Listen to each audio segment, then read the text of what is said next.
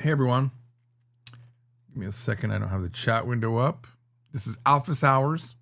I feel like I said that with an accent. Office Hours. Office Hours. Let's get the chat doc up.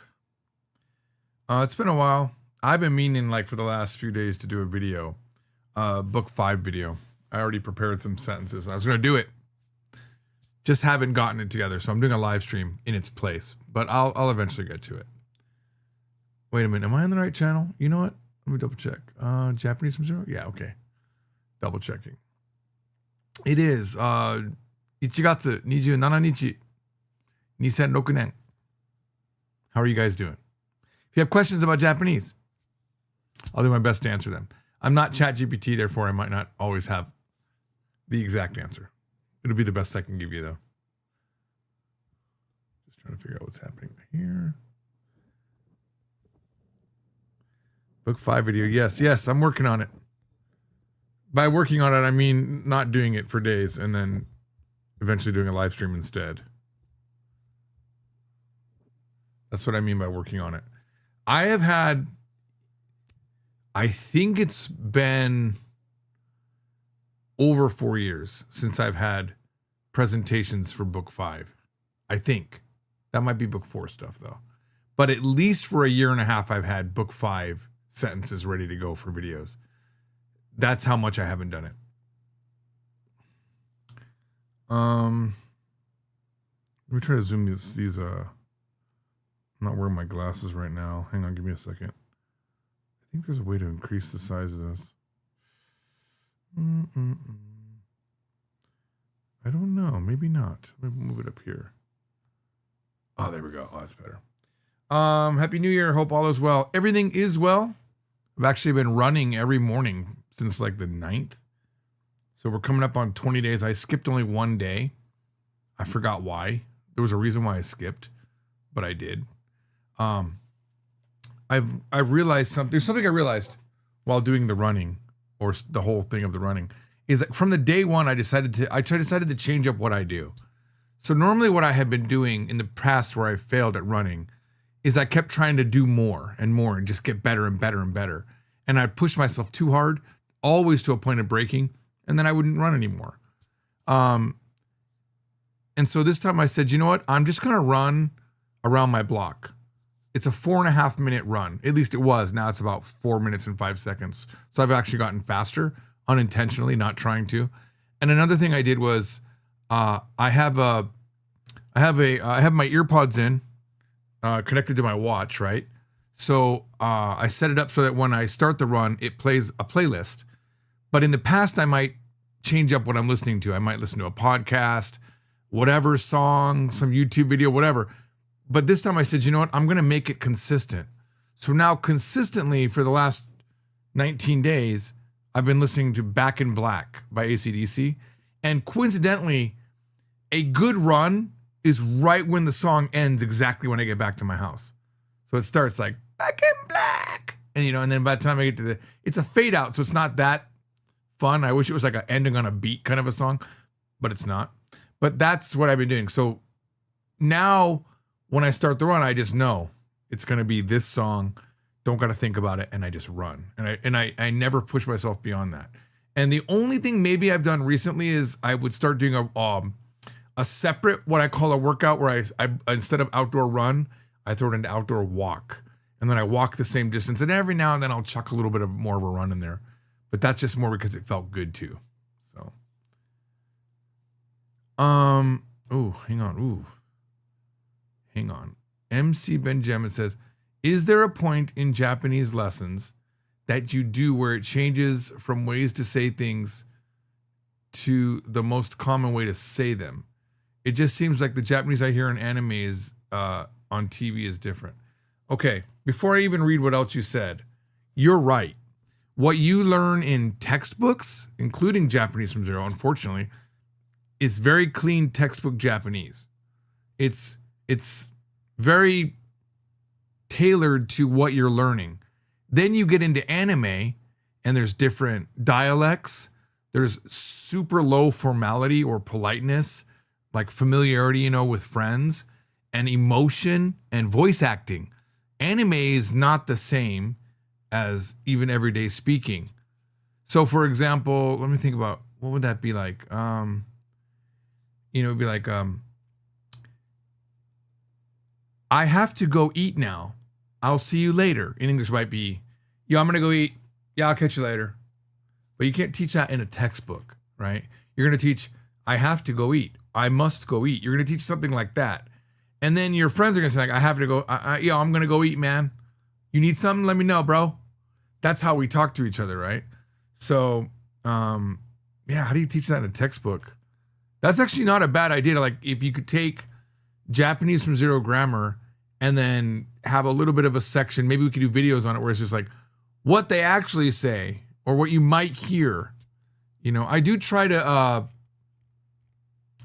give the most real Japanese. Like, I try to make sentences that are logical that you might say in real life.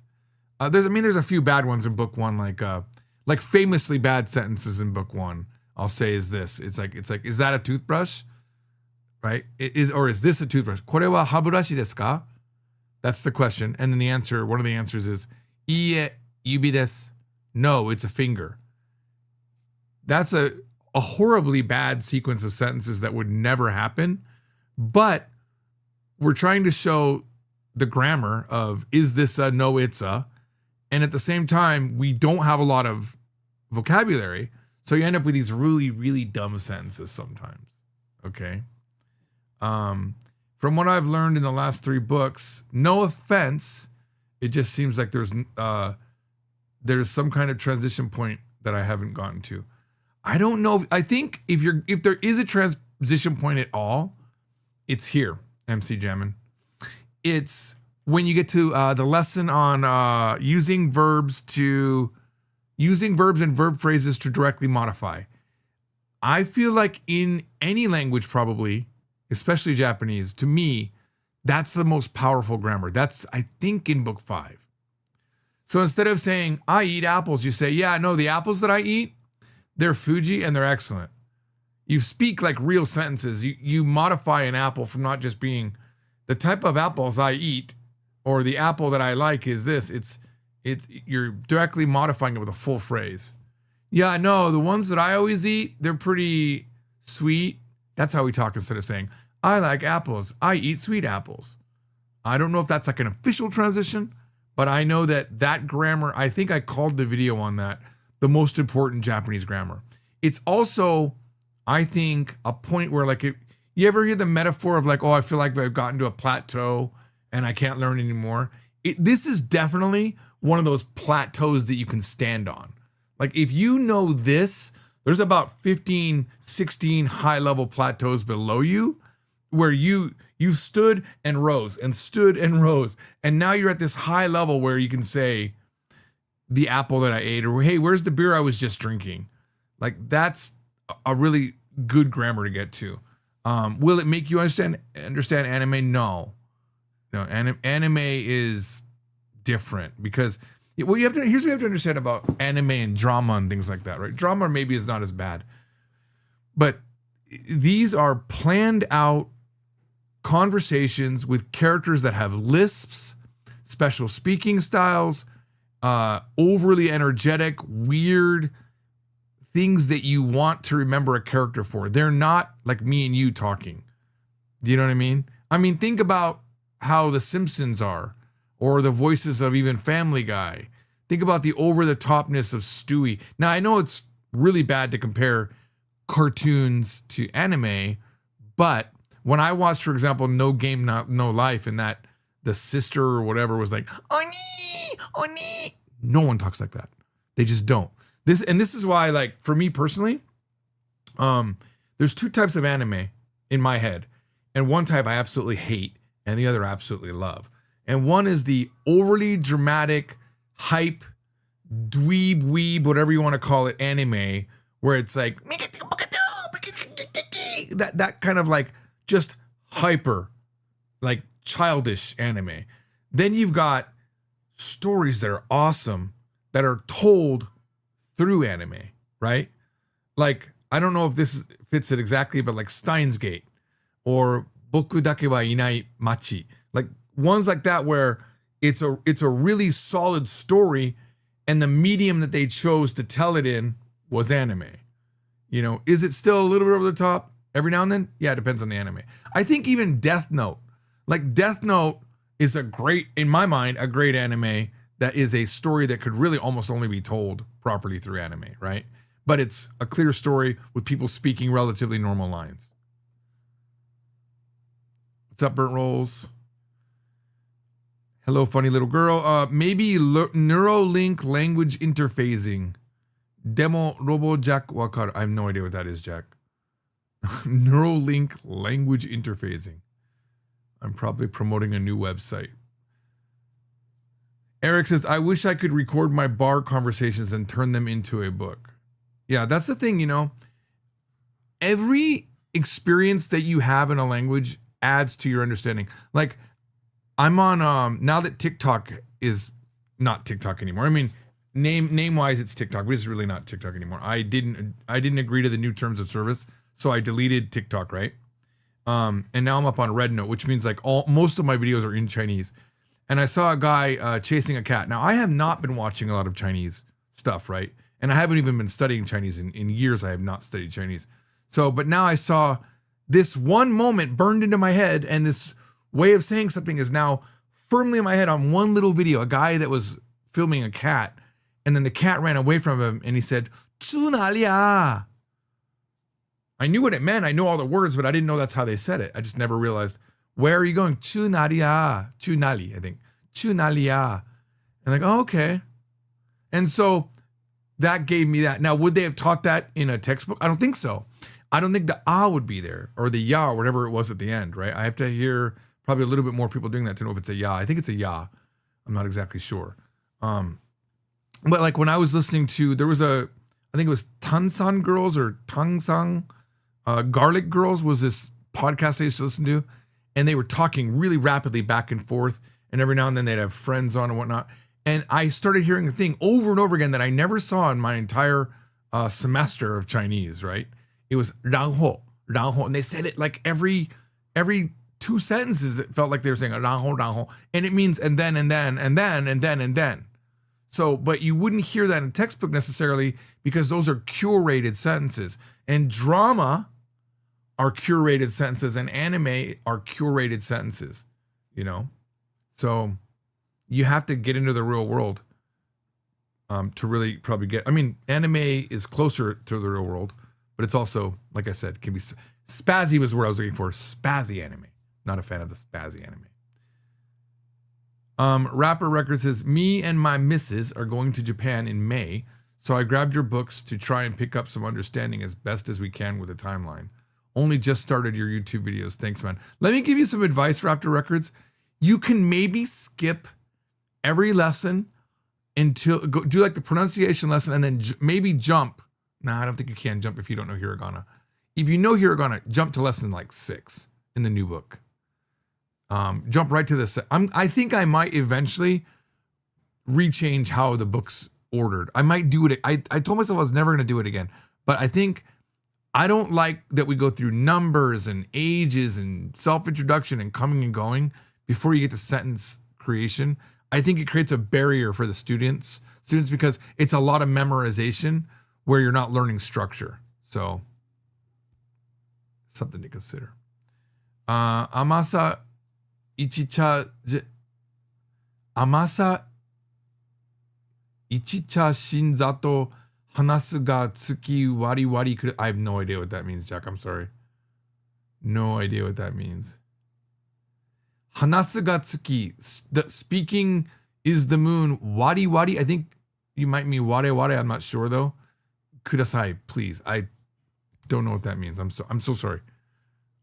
That might be some anime phrase that someone says. I doubt it because the Japanese doesn't look structurally sound.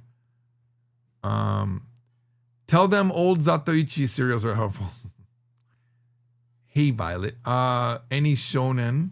Steins Gate, where he says Sunna Ba Beach. I don't know what that is. Don't remember that. I wasn't watching the English, if that means anything. Attack on Titan. Good story. Not spazzy. Death Note. Chainsaw Man, I don't know. I do have Solo Leveling. I bought it. I put it in my system. I haven't watched it yet. Sword Art Online, apparently. I haven't seen that either. Thank you so much for the clear and concise and detailed explanation with no judgment. I really appreciate it. I've been feeling very self-conscious about my Japanese. You know, MC Benjamin, the thing is, you're going to have the journey to getting to pretty good in Japanese or even fluent in Japanese. A lot of self-doubt is part of the... I say this more than once. I really need you to imagine, and I probably should just make cards like this, but you need to have imagine you have a card, in a virtual card in your wallet with, let's say, 500 or 1,000 spots that you have to hole punch. Okay. And every time you feel bad, you punch a hole. Every time you make an embarrassing mistake on another, maybe you have 2 or 3 cards, right? You punch a hole. Every time you learn something really cool, you punch a hole. And once you get 1,000 holes on each of these virtual cards, you're fluent in Japanese. So now, every time you feel inadequate, punch a hole. Every time you mess up so bad that no one understands you and you feel called out or just dumb like an idiot, which is going to happen more times than not, punch a hole. And when you get to 1,000, you're going to have learned so much. You know, you're going to become, you know, a pro. And it's the same with anything. It's not just, this is like life lesson right here, okay? Like, I'll just give you a quick example. So I used to have a bunch of books, right? 300 or 400 books that I bought, you know, going to Korea, Japan language books, novels and stuff like that. And they used to sit on a shelf in my studio, right? And along the lines of my room in the studio. And I couldn't do anything because of those books. I had just too many books. So one day I decided I'm gonna digitize all of the books. So step 1, I don't know anything about digitizing books, right? So I saw someone say you could like heat up the spine and then you could pull off the back and then you would have an easy way to separate, because I had to separate all of the pages. I had to make them into individual pages to feed them into the scanner, right? There's a 2-sided scanner that I have.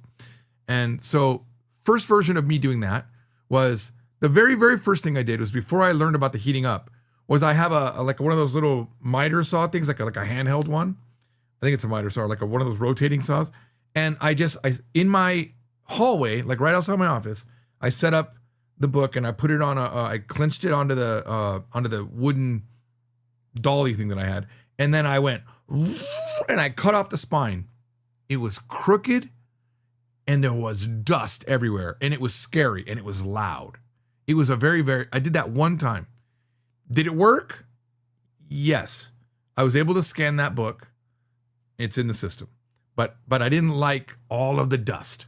So then I looked up, I went online and I learned, okay, the glue on the books that holds the binding, it can melt. So I have a heat gun that I bought a while back to melt the plastic around wire. Like when you put wire together, I wanted to like melt it so I could have wire that didn't have to be taped up and, you know, those little plastic screw things on there. So I got that. So I had that. So what I would do is I'd hold the book up and I go, shh, right? And I think I did this for about 100 books, right? Like I just like completely melt it, right? And the first few, I would melt it and separate it into parts, and all this glue was just everywhere, right? And then I'd get scissors and I'd carefully cut it across. And that was good for about 15 books, but then I got so tired, my hand was so tired from cutting. So then I found online I could buy a paper cutter where I could just like slide 15 or so pages in and go, and now, because this new cutter that I had lines on it, every book, you know, the first few pages I would remember, okay, this is the exact part that I'm gonna cut off. And then I would match it for I would match it for every like little 15-page set that I pulled off of the glue, which was like all wet and sticky. But either way, I was able to get it to work, right? So I had, all of a sudden I had really straight pages and I had a process that was a lot quicker, right? And then I did that for a while. And then twice I set off the fire alarm, okay? Because I'm melting this glue, which is a toxin. And the toxin was setting off the fire alarm. And my daughter was here once and she got really angry because I scared her cat. And my wife was like, you need to stop it. You got to wear a mask. And it was getting like too much work for this book thing, right? So I'm just showing you the process of learning, right? So now my wife says, why don't you just take a cutter and cut off the front and then rip off the side. She had seen something. She looked it up and found a better way from a Japanese person. So now the process that and by the way, I poo-pooed it. I said, that's dumb. That's not gonna work. But I did it anyway because I tried. I trust my wife. So I open up the book with a cutter. I go shh, right along the inside of the front and the back cover, and then boom, it falls right off. And then I open up 15 or so pages and I go slice, slice, slice. And that's the process I did the rest 100 books because it was so quick, no weird melted glue. I stuck the pages in together into the cutter and cut the glue off and there was no sticky glue, no toxins. And it took me about a month and a half and I got through like 300 or 400 books, right? And now I consider myself kind of a pro at pulling apart books. If I need to pull apart a book, it's like that, you know? Same thing with me. I have a digital library of videos. Okay.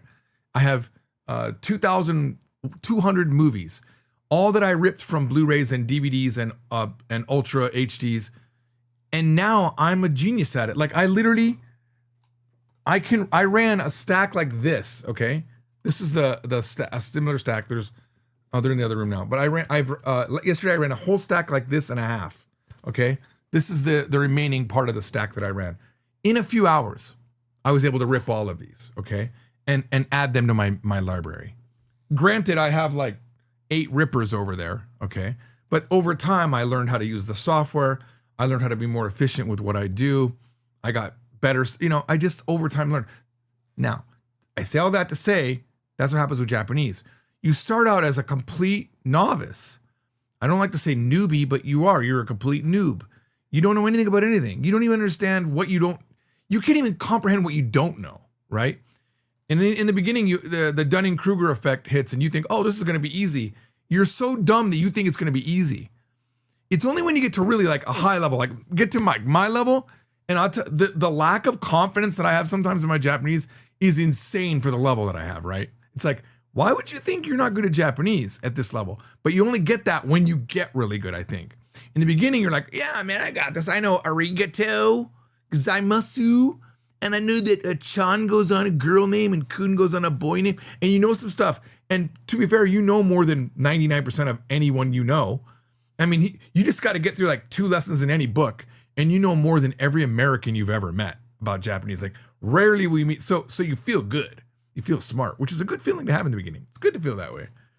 But because you really don't know anything, because you're really, really only scratching the basic surface, even through book 5, there's still maybe 3 or 4 more times that you need to know. Do you know what I mean? There's a lot left over. So it means that it's designed that every day you're going to be punched in the gut that you don't know a thing. And it still happens to me every single day with my wife. I learn a new thing and I don't remember it. I don't remember it fully, but you know what? My Japanese is so good that it doesn't matter because I can have the conversation about it. And it's like, well, what does that mean? Oh, okay, good. And then we move on. Right now, I've heard people say, oh, when you say that, it makes me feel discouraged. Like, no, I've been married to 30 years to a Japanese woman who doesn't speak English.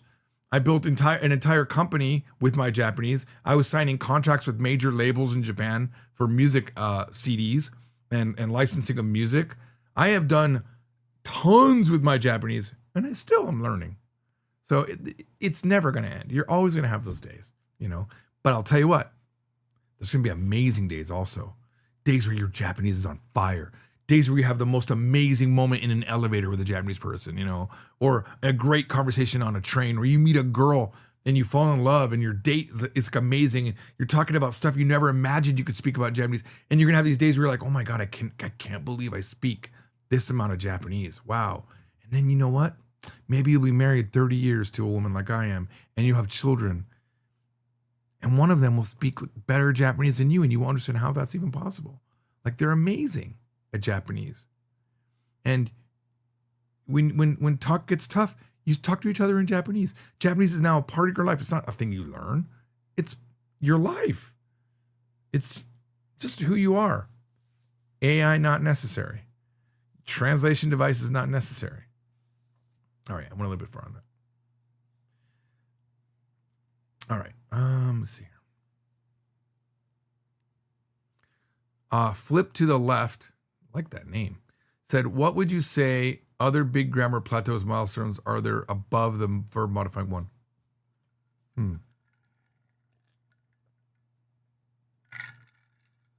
Off the top of my head, understanding the verb modifiers is a pretty good one to know. Like te hoshii, I want you to do it. Te itadakitai, te hoshii. Te kureta, they did it for me. The te plus something forms are really powerful. That's one, probably. That's an actually earlier plateau, I think, possibly. I think that might be an earlier plateau. I don't remember the order right now exactly. They're definitely within a book of each other in our book series, okay? And this is unofficial. I'm not thinking about JLPT or anything like that. Another one would be the causatives, like he made me eat it. Like tabe saseraremashita. I was forced to eat it, right? Iyo tabe saseru yo. I'll make him eat it, you know? Or I think that yeah. Causatives. Those are pretty big. Those are probably pretty big three. I can't think of any more off the top of my head. Like, there's obviously probably like some key grammar that you should know that does multifunction, like these multifunction grammar, like yoni, you know, like what yo does, or bakari, or, you know, videos like that. I do really well because I think they're hard and people look them up. So the videos that I made on those do really well. I think that's why they're stuck in my head right now too. Is maybe they're not plateau level, but there's definitely grammar or even certain verbs that just hit really hard. Like I think when you realize kind of the difference between suru and yaru is a really good one. When you learn how to use verbs for clothing, for putting on your shoes versus a hat versus a shirt versus pants, like that's pretty plateau-y, you know. I think in the very early, not, you know, you kind of sit there and you go, okay, man, that was a lot of work. Like, oh my God, you have different verbs for putting on clothing, stuff like that. Hey, George, are you planning to make Chinese from zero? Lolo, this has probably been said already 100 times through history, but there has been a Chinese zero dream since I think 2012 at least. There's a famous, not famous, but the people that know, it used to be in the back of the book coming in 2012 or something like that. And then it was coming in 2017. And the answer, you know what? I'm probably going to say there will never be a Chinese from zero. I can say really strongly there will be a Spanish from zero before Chinese from zero because I finished Spanish from zero. And it's not because I don't want to do Chinese from zero. I do want to do Chinese from zero. It's that Chinese from zero has had this really checkered history where first I hired a guy to help me write it who was fluent in Chinese. And when it got to a certain point, I realized he had just copied the exact order of Korean from zero, which is a huge mistake to make because every language has its own order for whatever reasons. Like, even though Korean and Japanese is similar, I would never teach you Korean in the order that I taught Japanese. That's super cookie cutter, number one. And it doesn't work because there's certain things that are easier or more important in other languages. Like, for example, you can't progressively teach Hangul. You know, you have to learn the Korean writing all at once and then start. So you can't do like what we did with Japanese, where it's like you have romanization and then you slowly add in the hiragana. The way that verbs conjugate is so different in Korean. The verb types are so different in Korean that you have to teach them in different orders or else the student will just get destroyed and lost. And you have to bundle things differently in different languages. And so when he took the Chinese from zero concept and just modeled it after the Korean in the order, and you can't. It doesn't work that way. So then I took him off of it, and the co-owner of the From Zero side of the company, there's two companies. There's Yes Japan Corporation, which I own fully, and then there's From Zero, which I'm 70%, and 30% is this other guy. Well, the other guy, he took on Chinese from zero. And it got to a point, and he wanted me to review it, and we had a massive disagreement in how it was done in the very beginning. Right away, I would have grouped it differently because I thought it was focusing too much on tone pairs right in the very beginning and giving them no meat. Now, I didn't like that. That's not my style, right? And I lack the ability to communicate in a way that people will agree. I'm an asshole. I'm sorry to say that on this live stream, but I'm kind of a jerk. I'm kind of pushing him. And I will say in actual meetings with staff, like, why does this look like shit? I will say that in a meeting to people that worked for a month and a half on something, every day and put their heart and tears into it. And then I'll just demean it by saying, well, this looks like shit. Even though I might think it's 99% great, I focus on the one part that I don't like, and that destroys morale. And I think that's what happened with Chinese. Now, Chinese from Zero was worked on with that guy and a Chinese guy that's got a linguistics master, and they got through the whole thing, and apparently it's pretty close. Just needs the George touch, I guess. And I have had, I'll tell you what, like more arguments than you can imagine. So much that I was ready to like split the company and be done with this company because why can't we get Chinese from Zero out? And there was even one part of the discussion was, why would we even release Chinese from Zero? It's not going to move the needle forward money wise. They would say something like that. And I'm like, what are you talking about? That's what we do. We are a language textbook company. We release different languages. We have Korean and Japanese now, and now working on Spanish, and Chinese would come out, and then we could do French, then we could do Italian, whatever. But if we don't release new books, are we actually a language textbook company? We can't just focus on one language, Japanese, the whole time, right?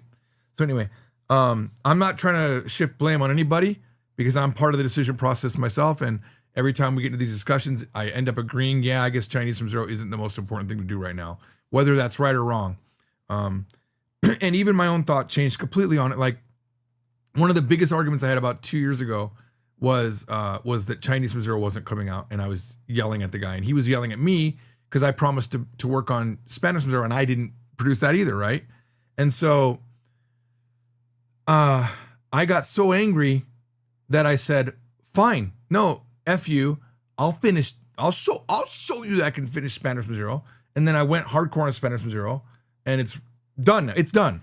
It's really done. And the review is already done by my co-author, Hugo. He finished the review. I just haven't set the next meeting, but in the next meeting or so, I'll probably create the table of contents. I'll create the glossary, and it'll be out, right? But what I told the guy at the time, my co-partner, I said, hey, I'm not going to talk to you about Chinese from Zero until Spanish from Zero is done. But when it's done, I'm taking it over, or you're going to finish it. And that was the attitude I had. But like I said, that changed. As I was writing Spanish, I really got into it. And I really started kind of liking Spanish because obviously once I understood it, once I saw that I could get past the hard parts of Spanish, I was happy. All the Spanish I know is from book one. That's it, right? So I love book one because I know what I learned from it, right? And as we were writing it, I was very consciously trying to keep the book within a certain amount of pages, I want it to be like not overwhelming. Like some of the books that I've written are overwhelming. I think like the current revisions of the books are big, they're huge, they're probably overwhelming. Like those could be 2 books probably, but they are what they are. I don't want to change what they are because that's what they are. But I wanted to learn my lesson in book writing and say, keep this like around 300 pages. That's like the sweet spot. But that means book 2 is already partially written. So kind of with the momentum that we have for Spanish from Zero, I'm like, you know what? I'm not going to take on Chinese from Zero. I'm not going to. So if anything, I think the next language I will do will be French. I think because of what I learned in Spanish, because I've gotten over the gender stuff and my brain is a lot softer on that, I think I'll definitely do Spanish next. Also, I just found out I'm Canadian by heritage. So I kind of want to learn French, to learn the traditional language of my French Canadian family there. So is there going to be any Chinese Zero? Probably not. I think it's safer to say no. There will never be a Chinese from Zero. Not so. Just buy a different book. Sorry, and I don't even know what book to recommend. I used Integrated Chinese. It was pretty fun. That was my college book.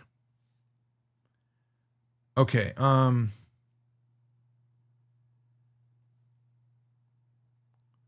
Lolo says, "Sorry, I know this is a Japanese channel, but you are the best teacher ever."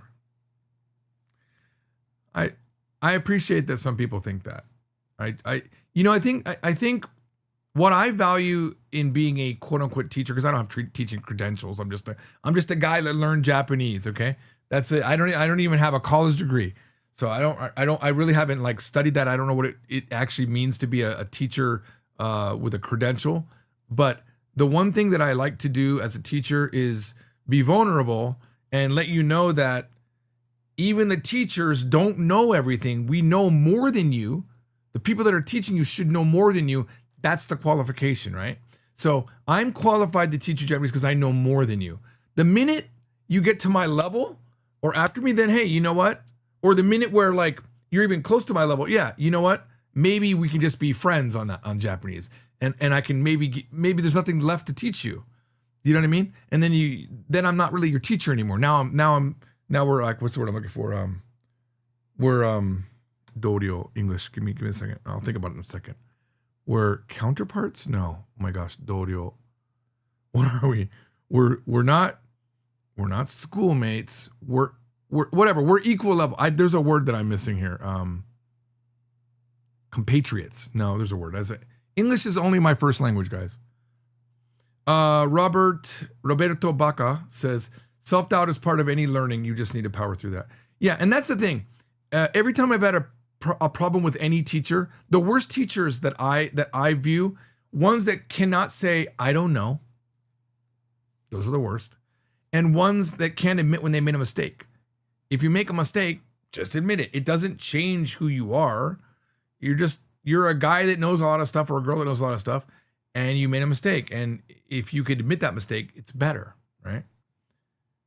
I'm sorry, I'm pretty far behind on these comments. Hollow's Darknesses might be a stupid question, but any tips on consistency when it comes to studying? You know what? No. And can I say something? I think it is a rare individual that is consistent on studying, because there's nothing in my life I've ever been consistent on. Like, I don't think you understand what a milestone it is for me to run 20 days in a row. It's a milestone. I don't do anything consistently. And I don't know if there's, you know what, here's my pet theory. Everyone has ADHD, everyone on earth. And somehow only the people that are aware of it get diagnosed as ADHD. I think everyone has it, because every time I read any of the descriptions of ADHD, I got it. And I used to say, this is what I used to describe it as. I only work in bursts. Like, everything I've ever created, any awesome thing I've ever done is a burst. Like, even like Spanish from Zero, there'll be a burst of a few months where we go hardcore, and then randomly I'll miss a day, and then boom, I won't do it for then I'll be a burst of nothing for a month or two.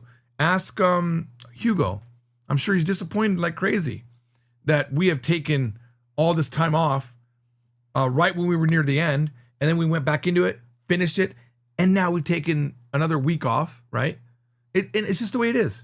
And so I think you have to accept that going in, that you're not going to be consistent. But this is my new thinking, okay? And maybe it'll help you. In my run, forget my run just for a second. There's a pattern I've noticed with me when I quit something. If I start doing something and I'm tracking it, I'm like, oh, I did 9 days, I did 10 days, I did 11 days. I get fixated on the amount of time that I did it or the length of the streak. The minute I break the streak, the magic's done and I'm done. And it's very common that if I miss 1 day of something, I kill it. I'm like mentally, because I know it'll take that much more effort just to get back to where I was on the streak. But if you think about it in this way, in a different way, and this is what I did when I had my 1 day where I didn't run, I thought that was going to be the end of my running. And then I realized, you know what though? If I go forward in time and I get to a month or 2 or 3 later on, I go, for the last 3 months, I only missed 1 day of running. Or for the last 3 months, I missed only 7 days of running. Even 7 days seems like a lot, but it's not in the scope of 90 days, right? It's a pretty good record to say for 90 days, which I haven't done yet. So that's what I'm doing. I'm going to try to think ahead of where I want to be. And so I want you to imagine you said, I've studied Japanese for 2 years, and out of those 2 years, I only took a month off. I took an entire month off. I don't know what happened. I got crazy. But I have studied every day or every other day or whatever schedule you have, or this many hours. I've done it for 2 years, right? Or if I look at, if we just go back to this for a second, if we look at how many movies I've scanned, right? It's a slow process, but I can sit on this plateau where I'm at and go, I have put 2,200 movies on my not Plex server. It's a Jellyfin server now. Look it up. It's fun. If you got a lot of DVDs, Jellyfin server. But it didn't happen overnight. I went months without doing it. And then I would do a big burst like I did yesterday. And I'll probably do it again tomorrow. And I just do a big burst. And then all of a sudden I've got 50, 60, 70 more movies, all adding up to the total, right? So your inconsistency in Japanese is consistent with what I've seen. I have rarely seen a person that studies every day. And the ones that do, honestly, they're a little bit weird. It's just so rare. Like, you studied every day? And the ones that study every day, they don't know how to be social with people. They're weird. They make YouTube channels saying how they know everything about Japanese or pitch accent or whatever. I think they're over the top, and I can't do it. I've never been really, I get over the top in bursts, but I can't go over the top the whole time because I get bored. I want to do other things, and the only thing you can really do is not make studying be the only thing you do. But so, for example, you could study where you're physically opening up a book, but that's bored. Or you could watch an anime and write, oh, that's a cool world. What is that? And just look it up. Just have your phone there. Don't feel like you got to push so hard that you break. If you break, you won't stick it. There was a guy named Giorgio way back in the history of me teaching Japanese where we had a classroom. And I had a level 5 class where we were teaching the materials that is now in book 5. And he wanted to join the highest class. He said, I have to be in the biggest, best class. I said, bro, you didn't even learn level 1. I can't put you in that. He said, give me the books. I'll learn it. And he did. This guy went through all the materials I had and learned. And I was very impressed, but he quit within a month because he overworked and he didn't have any of the time that you need in a language. He didn't have any of the experiences that you need in a language. He didn't have fun things that happened to him in the language. All he had, his entire experience of Japanese was studying Japanese. You need experiences where you're talking to Japanese people, where you make mistakes, where you make a friend, lose a friend, make a friend on Hello Talk, get ghosted, get on iTalk, you have a great teacher, and all of a sudden she says something that offends you and you move on. Whatever, like there's all these experiences that you build. So I made a video a long time ago. This is I think it was on the Polyglot George channel, one of those channels. It might still be up and it might not be up, I don't know. Because there was this guy that kept asking me, how do I get Japanese girls? How do I get Korean girls, And so I made a clickbaity video called How to Get Beautiful Japanese, Chinese, and Korean Girls or something like that. And I just said, be interesting. That's what I said, learn things about their culture and be an interesting person. You can't just put all of your energy into studying Japanese. That's boring. No one cares. No one cares that you know the difference between na adjectives and e adjectives. No one cares that you memorized a line in an anime or that you studied the history of the guy that produced the anime. Nobody cares. What they do care about is that you can talk to them about themselves and that you can have an interesting thing to say that they find interesting and that you can tell a joke or you can sing karaoke. It's well-rounded people that make a lot of friends. Okay. So don't just be the guy that studies Japanese. That sucks. I have been living with, I grew up in Japan, right? From 12 to like 21, I was in Japan. And then I came back and I was a tour guide for a while and with only Japanese tourists, right? And then I met my wife and I've been married to her now for 30 years, right? But every Christmas, we have a party. Christmas and New Year's and Thanksgiving, we do parties. And I go to those parties and I meet friends that I've known for 30 years. And there's moments I have in these parties. And they're golden moments in my life where we'll be playing a game or something like that. And I'll make a joke and it destroys. It's in Japanese, and all these old Japanese, they're all old now. They were like 30 when I met them. They were like 25, whatever. We were all young before, but now they're like 60, And I'll say the joke and it'll hit so hard and I go, I still got it. Like I know Japanese culture so well that I can hit a joke with people that don't speak English as well as most people, right? Or they're from the Kansai area and they can't even speak standard Japanese dialect, whatever. This different array of people, sometimes people I never met, they get brought into the group from other, like they're all weirdly connected in like a spider web of friends, and sometimes they intermix, right? And I hit it.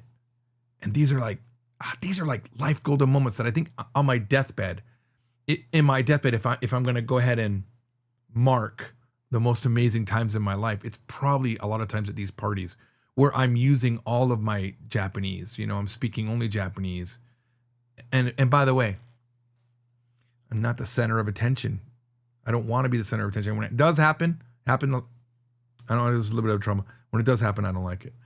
I don't mean like everyone fawning on George, because that doesn't happen. Like I had a little bit of an argument with a friend at my last Christmas party or New Year's party, and it ended well. It ended wrong for me because I'm so strong in my opinion. I pushed way too hard, and I think I alienated myself. I didn't like it. That was the worst moment in my history. But it's a story that I could tell. But anyway, normally though I don't have that. So I was trying to say,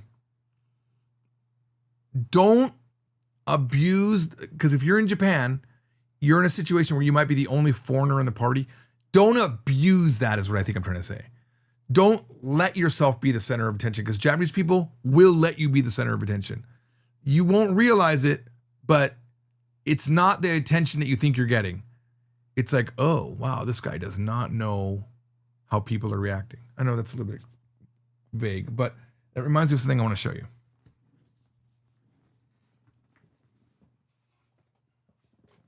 In a second. I'll show it to you in a second. Let me get through some more of these. Hang on. Let me get through more of these chats. All right. So Hollow's Doctors, just to like come back full circle. Consistency means you keep coming back after you're not consistent.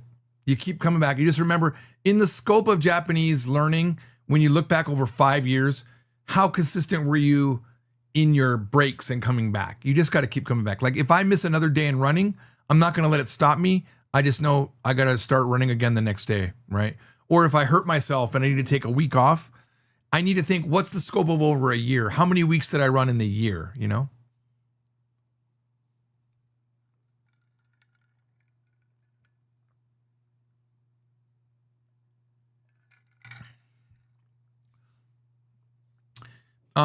Raptor Records, I'm not going to read your comment just because I can't tell if it's a thinly veiled ad or not. Roberto Baca says, I am a native Spanish speaker, been speaking Spanish for over 50 years. And there are days I still learn something new about it. Learning languages is a long game. It is. And I think it's an unending game, unfortunately. I don't think it ends. But you know what? That's what's fun about it. I wish I could remember this. I only learned how to say unprecedented like maybe last year. Like there's big words that I never knew, because I never came across them. Greetings from Bolivia. Wow. Bolivia. Jack says, yes. I'm not sure if Jack's responding to someone else. As to whether giving up exists, I don't know. If I could read the lease agreement at Sakura Square in Denver, I'd be content. You don't have to be able to read the whole thing. You can read just enough to know you should look up a little bit more, right? Wait, I think the section is on this. Is that correct? And that's the conversation, and then you look at you can look up certain words if you need to. And then those words become part of your story. Violet says, I'm native English and I'm still learning new things. Yeah, true. XX Amber Skies XX510 says, oh my God, I've never seen one of your lives. I bought the book when I was 12 with a dream to go to Japan. Wow. I fell off and I didn't touch the book until I turned 17, and now I'm re-going through it. Good for you, man. You know what? I'll say this. If you get stuck, you know what getting stuck means? It means you go forward. I want you to think about this. If you get stuck, you can do two things, right? You can go back a little bit, but the goal is always to move forward, right? Like if your car gets stuck in mud, unless it's like a mud thing that keeps getting deeper and deeper, which is not the case with Japanese, just move forward a little bit. Sometimes that knocks out the mud in your tires and you keep going, okay? Don't get stuck. Lolo says, no. Thanks anyway for answering anyway. I don't know what the no is for. Your Japanese from zero got me almost fluent. Would have loved to see it. Oh, are you talking about Chinese from zero? Yeah. Glad to know you made the right choice with Spanish. I do. Spanish is one of those languages that forever I said I was never going to learn. I talked so much shit about Spanish growing up. Like, I remember one time I was on an airplane and I was actually coming back from Mexico. I was there for, I think it was called Cintermex, which is a big anime convention in Mexico, Mexico City, I think. And I was on the airplane, and there was an interpreter, a Spanish interpreter there, and he was talking to somebody, and I heard he was an interpreter, so we started talking, and I didn't really tell him I was an interpreter yet. I was just listening to what he was saying, and he was bragging about making so much money per day or something like that, and I made like 3 times the money, right? And I didn't have the heart to tell him. Like, he was so braggy about his Spanish, so I literally didn't have a good impression of Spanish, just even from a financial standpoint, because I always thought, everybody speaks Spanish. Why would I get hired as a Spanish interpreter when Japanese is making so much money? Why would I put the effort in Spanish when everybody on planet Earth speaks Spanish and it's an easy language? Now, fast forward to 30 more years later, and I started learning Spanish, and I realized they all lied. It was a lie. Spanish, sorry, not easy. Not easy. One of the hardest languages I learned. I have said FU Spanish more times than any book. I mean, I've said FU Japanese, but not as many times as I have said FU Spanish, for the stupid rules with gender and plurality and mixing and matching and the pronouns. It's dumb. It's dumb. It's a dumb language. Sorry, but it's fun. Once you get past those parts, it's fun. I enjoy it. Xamber says, at least you're self-aware. Yes, I am. I'm very self-aware. I don't know if it's a good thing or a bad thing. Ku says, when the new version of Japanese 04 comes out, can we have the new special cover back to full, complete, updated set? Yes. Yeah, absolutely. I mean, there's going to be a new set of covers coming out anyway, pretty soon, just for the record. Actual covers. Like, the old covers will be gone. And maybe those will have to come back as a special cover. From Zero is fine to start. If he makes mistakes, I don't study hard enough for it to really stick and wouldn't know the difference anyway. Granto Rourke 6796 says, ジョージさんどうもありがとう。私は日本語を It's hard to read ひらがな。始めるときあなたのビデオを見ました。今7年くらいを勉強します。The only big problem with that sentence is you don't put particles typically after a counter word, and nen is one of those. So if you're going to say I studied 7 years, 7年勉強しました. Don't put the O there. The O marks the thing that you studied, not the time that you studied, right? Because right now, if you say 7年くらいを勉強しました, it means I studied the topic about 7 years. The 7 years topic is what I started. It's 7年くらい日本語を勉強しました. Anyway, not to give you a lesson, but if you ever do Chinese from Zero, even 20 years from now, I'll be around to read it. Will you though, Lolo? Will you though? Japanese mon à moi says Mandarin would be cool. It is cool. I really love Mandarin. I really do. Joji-san, this is my first ever stream. Congrats, you get the first stream award. Given that, how do you welcome someone in Japanese? You could just say like, oh, well, like yokoso means welcome, Or if they're coming into your house, just say, dozo, come on in, dozo. Or irashai, come on in. That's my thought. That's what I would do. Does that mean I'm right? No, I don't know. What would a Japanese person say to that? How would you welcome someone? It's not do itashimashite, because that just means you're welcome. Colleagues. Oh my God, how far back am I? Oh my God, this is this is like 20 minutes ago. Colleagues, yes. Yes, we would be colleagues the moment your Japanese gets near my level. You want to know, I'll tell you what, the truth about, like, if you want to know, do I think your Japanese is good? It's when I speak Japanese to you. Because one of the things I don't like doing the most, you would think I would like it because I'm a Japanese teacher, quote unquote teacher, is I don't like to speak Japanese to foreigners. I hate it. I absolutely hate speaking one-on-one with another foreigner that learned Japanese, because it's like they're going to be looking at my Japanese and in my head I'm like, I know they don't know what I just said, so I dumb it down for them. Then they look at that as the example Japanese, and I overthink it as a teacher. I'm like, I'm doing them a disservice, and I don't want to do them a disservice. And also, I would rather talk to Japanese people in Japanese, That being said, there are Americans that I talk to, and other like Koreans and whatnot, that I'll speak full-blown Japanese in because I know they understand it. If I do that with you, it means I think you're really good. I'm very impressed with you when I do that. I might even think you're better than me. Hang on. This I'll skip down again. Let's see here. Wow. Not my Ernie says, very cool. 10代の頃三沢に住んでいました. Really? Not my Ernie. I know this was like 20 minutes ago. Did you go to Edgren High School? And when were you? I graduated in 91. Edgren. Robert D. Edgren. Let me know. Maybe we were there together. What if we knew each other and don't remember? Piloto Vajas 2612 says, my life hack is to always have something urgent to do so you can procrastinate by learning Japanese instead. The old flipperoo. Like, use Japanese as the thing that stops you from doing the other thing. That's nice.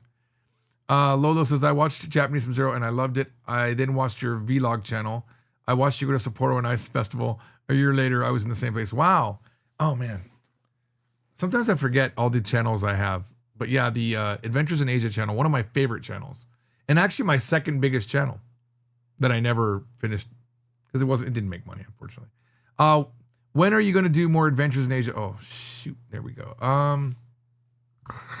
Okay, here's the complicated like mental gymnastics with this, okay? The guy that edited those videos is named Mike, and Mike hated being a video editor, although he was really good at it. Okay. I can also edit videos, and I edited like the last video, the Yodel Park video, one of the last from Yodel Park video and up, that's all me editing, right? So I know how to edit, and I think I can edit funny, but it takes so much time, so I don't. And Mike was so good, even though it took time, I didn't have to do it, so it was awesome. But then Mike wanted to be doing something different. So now he's like a star programmer at the company. He's like indispensable to the company. He's one of the only two on our team there's only 2 people on our team, and he's half of it, right? So I don't have a guy that can edit.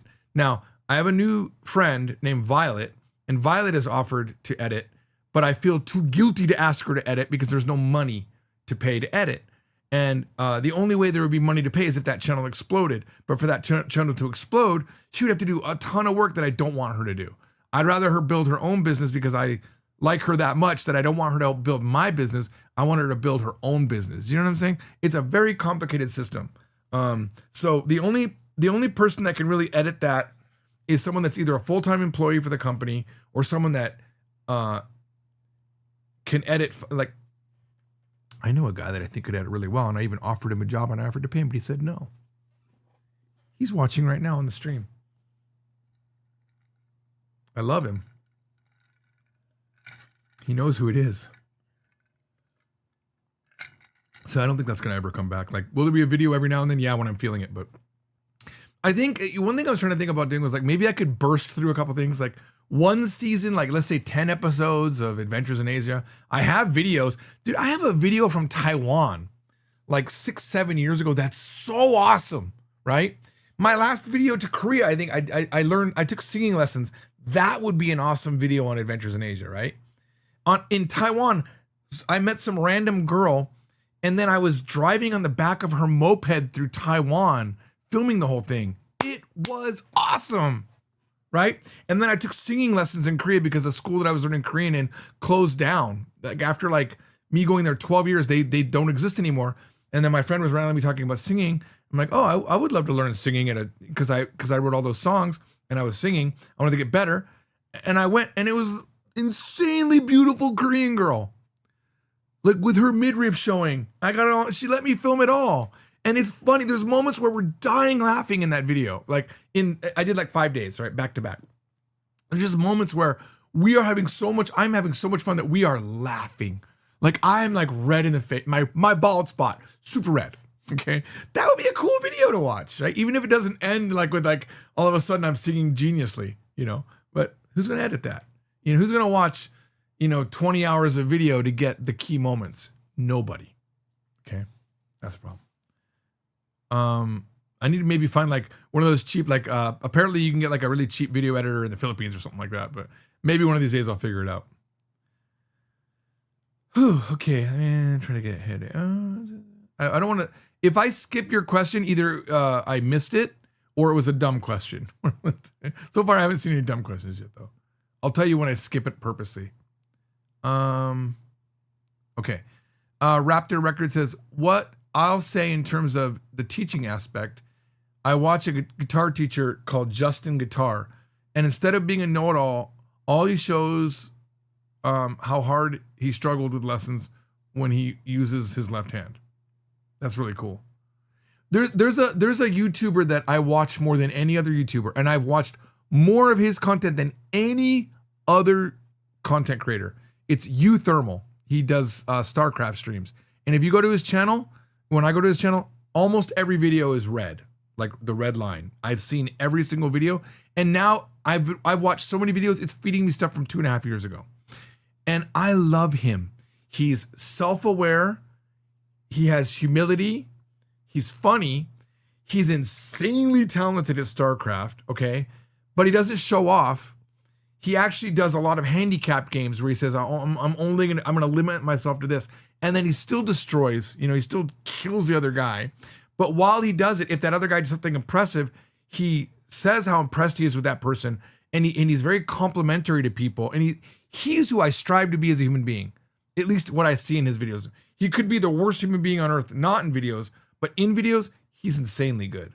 And the fact that he can play this game at such a high level and do amazing commentary, it's insane. Very impressive.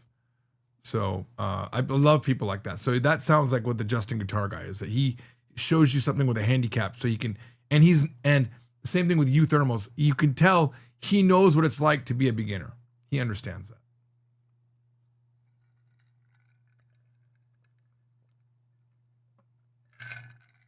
Pavlitovsky Jap says, what? There's a Spanish from zero there. It will come out pretty soon.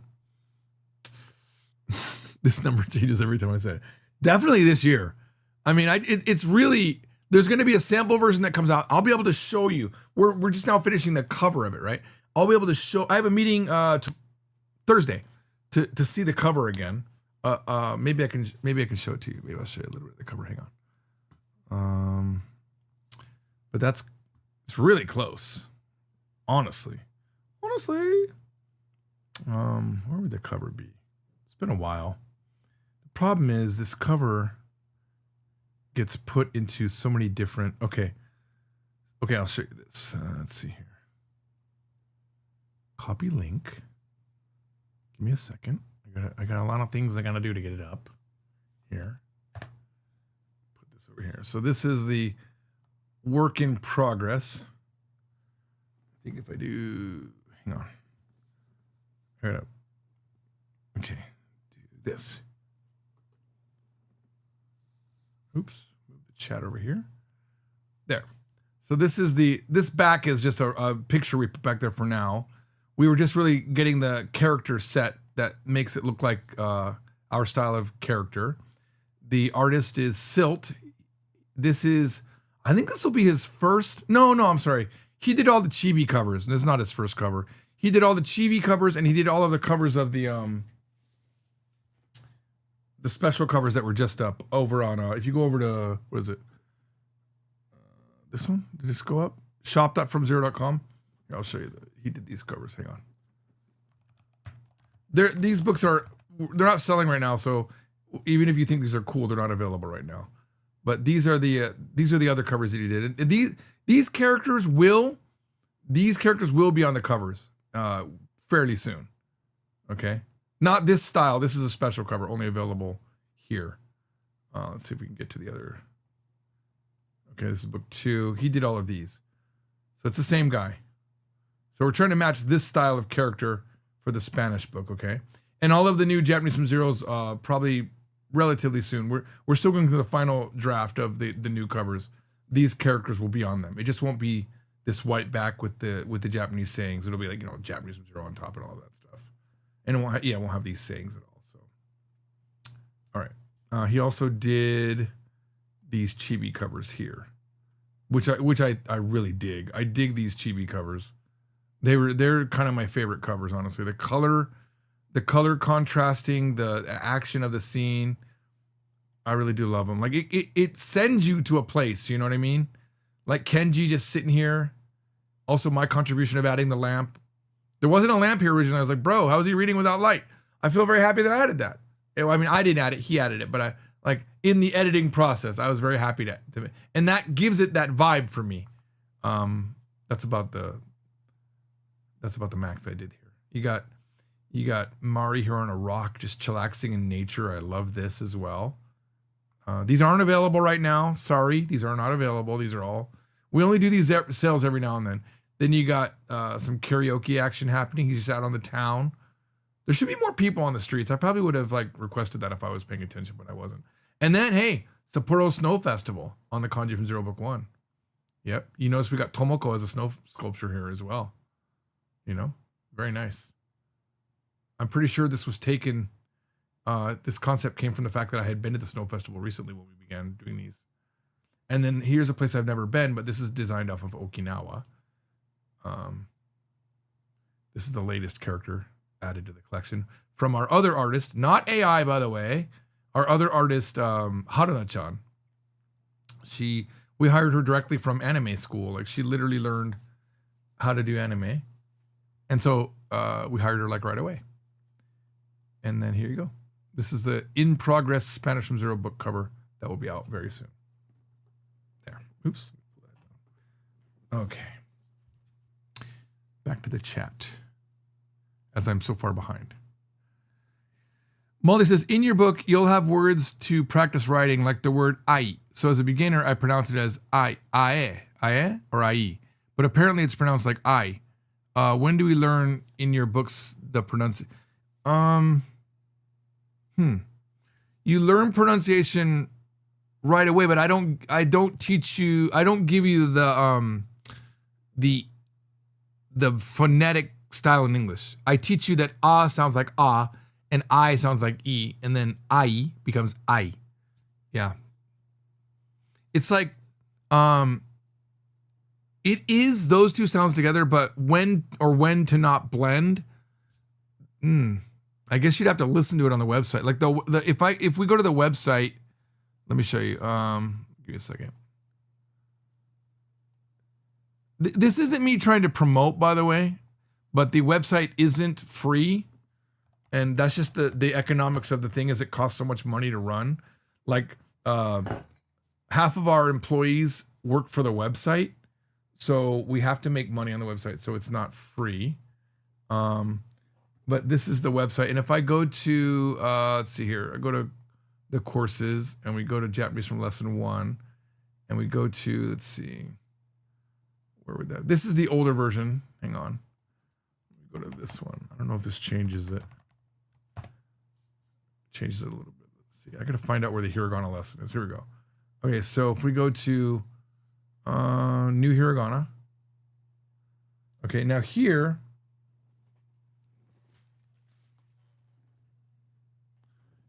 zoom in. We can hear the sounds. A, I, U, E, O. So here you learn the individual sounds, right? But then when you get to the words you can write, what are the words you can write? Are they not in here? Am I missing them? Maybe we don't. Oh, well, here's some words. Ari. Hang on, let's move to a version you guys could read. What a progressive. That's where you would be. So after this lesson, this is just showing you like what the words would look like in the progressive system. You would have to know a, u, I, o, right? Ari. Umi. Kai. There we go. Ongaku. By the way, this is real voices. This is a real person saying it. Ari. Now we do have anime voices as well. Not anime. We do have different. Not here apparently though. Normally there should be other voices down here. I'm not sure where it is. Maybe there's not for these ones. The word you can write, I'm not sure where that is. That might be missing, maybe.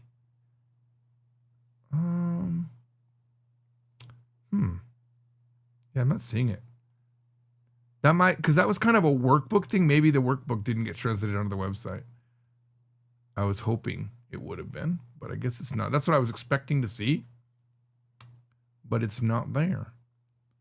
But one thing you could do, okay, is you can go to Google Translate, okay, and you can type I, okay, and then play it. I.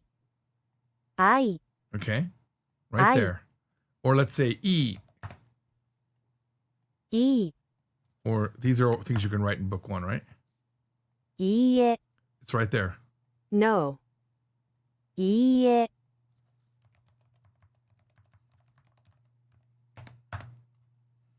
日本人ですか？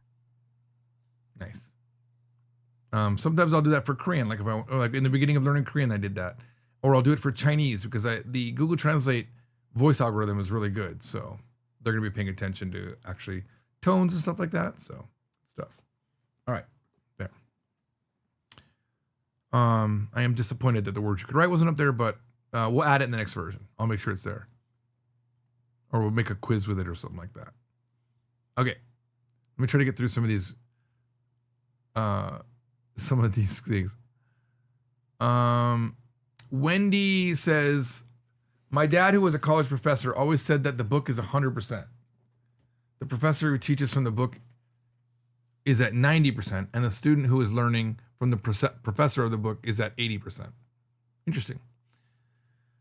Raptor Record says, so it's good when people keep themselves grounded when teaching. So I'd say how you are teaching is perfect. I wouldn't concern yourself with credentials. I don't. If I concerned myself with credentials, I would stop teaching years ago. Toasty12345 says, hey George, I'm at a point where I got pretty good at grammar and vocabulary, but I've been neglecting my kanji study because it kills my momentum. How do I counter this? Just learn words that you use. Just start learning words for kanji. Don't worry about learning kanji. Learn to recognize words. You know, that's what you need to do. If you don't want to learn to write them and get too deep in them, just learn words. Okay. That's it. So you can read things. Like, honestly, you could start with something simple, like just learn like how to read like cities in Tokyo or in Japan. I mean, Tokyo, Osaka, Kyoto. Look, learn those words. That's a good start. Learn foods that are written like in kanji. Learn animals that are written in kanji. You know, if you don't want to like go the full blown like learn kanji all the way through, just do that. Make some progress in it because you'll find out. Here's what you'll find out. Kanji is the most amazing thing for Japanese. It is an insanely powerful tool for Japanese. And it's so insanely powerful that it helped my Korean. It's amazing to know kanji even for Korean and for Chinese. And I suspect Vietnamese, even though I'm not there yet. Even though Vietnamese and Korean doesn't use kanji, those languages were just like Japanese, a lot of the words come from China. So the kanji applies. So it's insanely... I would say if I had to pick any one skill that I'm glad I have, it's understanding kanji. Kanji skill has been major for me. George, how do I know when to use arigato gozaimasu versus arigato gozaimashita? You know what? Even Japanese people, Chloe, they debate this. Like, if someone does something for you and you say arigato gozaimashita, does that mean you no longer have thanks for them because it's past tense? There's this debate. Just say whatever. Arigato gozaimashita is what I say. Because that's the normal phrase I think I hear them say. Thank you so much for what you have done, theoretically. Arigato gozaimashita. Arigato gozaimasu is also fine. Don't overthink it. Whatever you want, and then when Japanese people say it, just kind of note it in your head. And then if you start hearing one more than the other, or actually you won't even have to, your brain will start hearing it more than once, and you'll adjust to be that. You need to understand that just like even people of your own native language, whether it's English or Spanish or Russian or whatever, you know that even in different parts of Russia, people speak differently, and even different types of people speak differently. It's the same thing with Japanese people. Like one person will say one style and another will say another. Like I'll go back to that party that I do at the end of the year.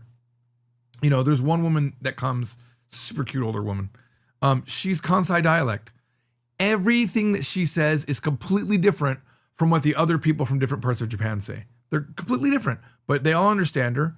No one mimics her, right? And she doesn't mimic them. They complete different intonations. It's like, you know, if you come from another part of the country, you might speak like this, right? You might have a whole different accent, right? But it doesn't change that your English is perfect. Like, this is perfect English. It's just a different accent, right? Or maybe, you know, you come from some other area where maybe you speak a little bit more like this. I don't know what the hell that was, but it's okay. Even Japanese people do it too, so maybe some people say arigato gozaimashita. Maybe some people say arigato gozaimasu. Maybe some people just say us. You know, they super, oh, those, maybe they have a whole different way of speaking. Does that mean you can do it? Maybe. Depends on your personality. So another thing that people don't realize is that if you are a polite person in English, you should probably be a polite person in Japanese. It's out of your character to speak in a very rough way. But me, I'm relatively rough in my speaking. If I'm your friend, I'm cursing a lot. I'm saying abrupt things. I'm saying contrary things. I'm pushing back to be funny sometimes. I do the same thing in Japanese. So, and I think that's why a lot of my jokes hit, because it's an unexpected thing from a person that is Japanese wouldn't do it. So when you hear the exact, I do a lot of opposite jokes that work really well, like the unexpected thing I'll say. And that's what hits the funny bone, because Japanese people would always say this particular thing. Like, for example, I'll give you a good one. When a Japanese person says, 失礼しました or something like that, where it's like, oh, sorry, I've been rude. It's just a common thing the Japanese will say, like, yeah, 悪かったです. Like, oh, sorry, my bad. They'll say something like that. Normally, the human reaction is to say, 大丈夫ですよ. No problem, right? You go, 全然気にしないでください.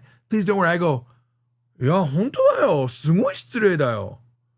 That hits every time the first time I do it. You know, seventh time, not as much.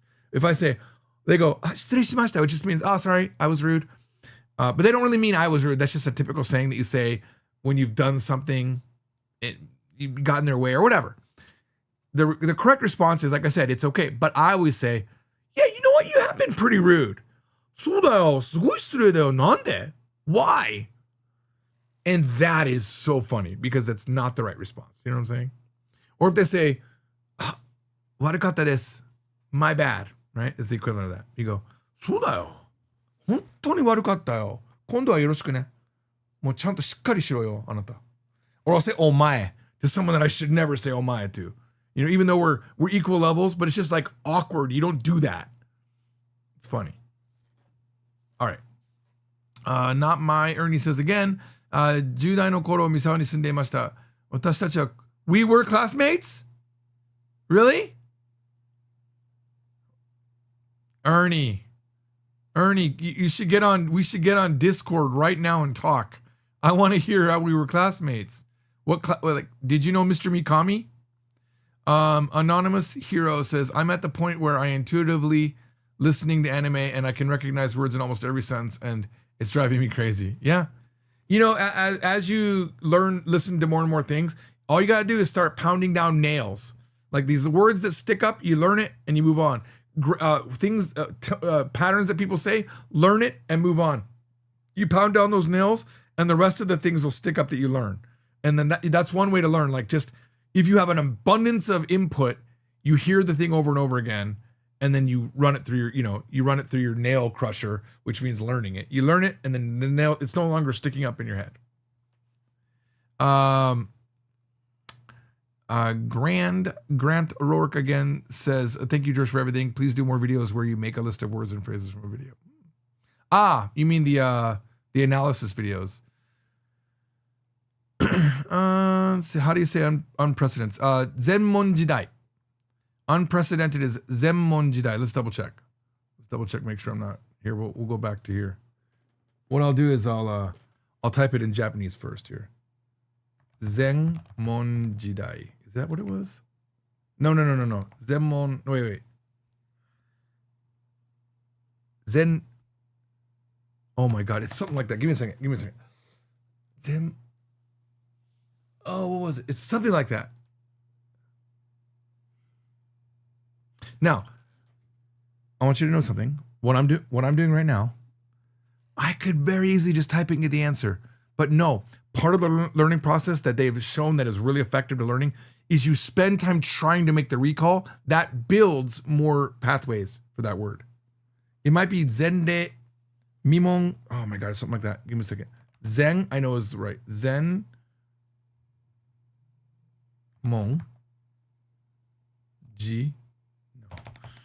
It's give me a second. I don't use it enough. That's the problem. I only use it when these examples are about words that I learned recently, but it's been a while. It's been like maybe a year and a half or two. Zenmon jire. Zenmon. It's not jidai because jidai means era. Zendai mimon. I think zendai mimon. Hang on. That's not it. Zendai Mimong. Unprecedented. Woo! It took a second. Okay. Zendai, previously Mimon, not yet seen. Zendai Mimon. Woo! Woo! Zendai, not. I had certain parts in there. Mimon. Woo! Woo! All right, it took me a moment. But that's important to the learning process. That moment of not knowing is good for you. Okay, where's the chat?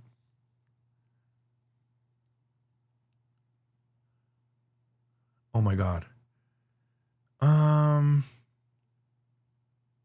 Wow. Huss says, the thing about life is we'll always be learning until we're dead, which is the beauty of it. Yep. Pressack, this sounds like you're attacking me. You said Jorge. My name is George. I'll take Georgie. I'll accept that because Georgie in Japanese. It's not Jorge for sure. Not Jorge. At least not 93%. What's up, Jorge? Sorry. Almost through first book. Thank you for the YouTube courses. Many thanks, Mr. Guy. Glad you didn't typo and say Mr. Gay there. Oh, my guy. My gay. I've said this before. I'm only 7% gay. Jack says, es castellano, es no español. Not sure what that is. It's this, but not that. Not español. It's castellano. I don't know what castellano is. Ku says, yes, I really love the new special covers, but the current book 4 is kind of sad because everything else is updated. Yeah, I know. Book 4 is being worked on sporadically. It'll be done eventually. Sometime this year I'll probably get through it. That's what I say. I'm like Trump and he's like, we're going to release that in 2 weeks. I'm like that with the book. In a few months, it should be done. Should be done tomorrow, guys. Oh my gosh. Let me see. Me encanta totalmente. I love totally that you can understand Japanese al mismo tiempo. I don't know what mismo means. Tiempo is time. Dominar, don't know that verb. To blah my English. Algo, I think algo is something. Something that also I like is that espero que te guste el idioma español. Haha. Espero, I don't know, que that I like language Spanish. All right, let me take this. Let's see how close I got with that translation. Okay, before I put it in. Okay, this is me working on Spanish. So it's me encanta totalmente. I love totally that I can understand Japanese and al miso. I don't know what that means. Tiempo. I don't know what that. Maybe tiempo is time. Dominar mi inglés. I don't know what that means. Something about my English. Algo. I thought algo is something that I also me encanta that I really like is that espero que te guste el idioma. Idioma is language. Español. Haha. Is the Spanish language that I like the something blah Spanish language. Okay. So let's see how close we got with that. Spanish. I absolutely love that I can learn Japanese. Oh, it's aprendar. Sorry. Aprendar. Yeah. And master my English at the same time. So where is that? Al mismo tiempo is at the same time. Okay. So I guess al mismo must mean the same. Oh, I did not know that. Al mismo tiempo. That's a good one to know. Something else I love that is. Actually, I got that right. Algo que también me encanta es que I hope you like Spanish language. I hope. Espero. Oh, so esperar. I'm guessing, hang on. Must mean to hope. Esperar.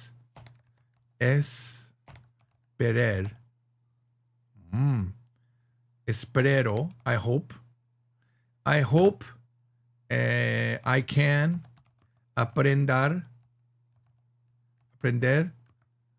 español. I know I can't do that. Como tú. Puedo, sorry. Puedo, my bad. By the way, what I'm doing right now literally is what I'll do when we're writing the Spanish book. I'm like, wait, can I do this? Wait, can I do this? Wait, can I do this? Wait, can I do this? And that's the type of curiosity I think you need to get good at a language. Okay. But do you see how fun that is? That is so fun, man. Do that with Japanese, right? Zendai Mimon, guys. It's unprecedented. Zendai Mimon. Okay. Wow, George read my comment. Haha, awesome. Bienvenidas. Buenas noches, good evening. Oyasumi nasai. Good night. Good night is a good night in German, yeah? Nie gorves dobre vitra. Sounds Russian. 6'7". Did I say 6'7" at one point? Oh, man. That's still going on? I remember going to a homestay in Morioka in 86.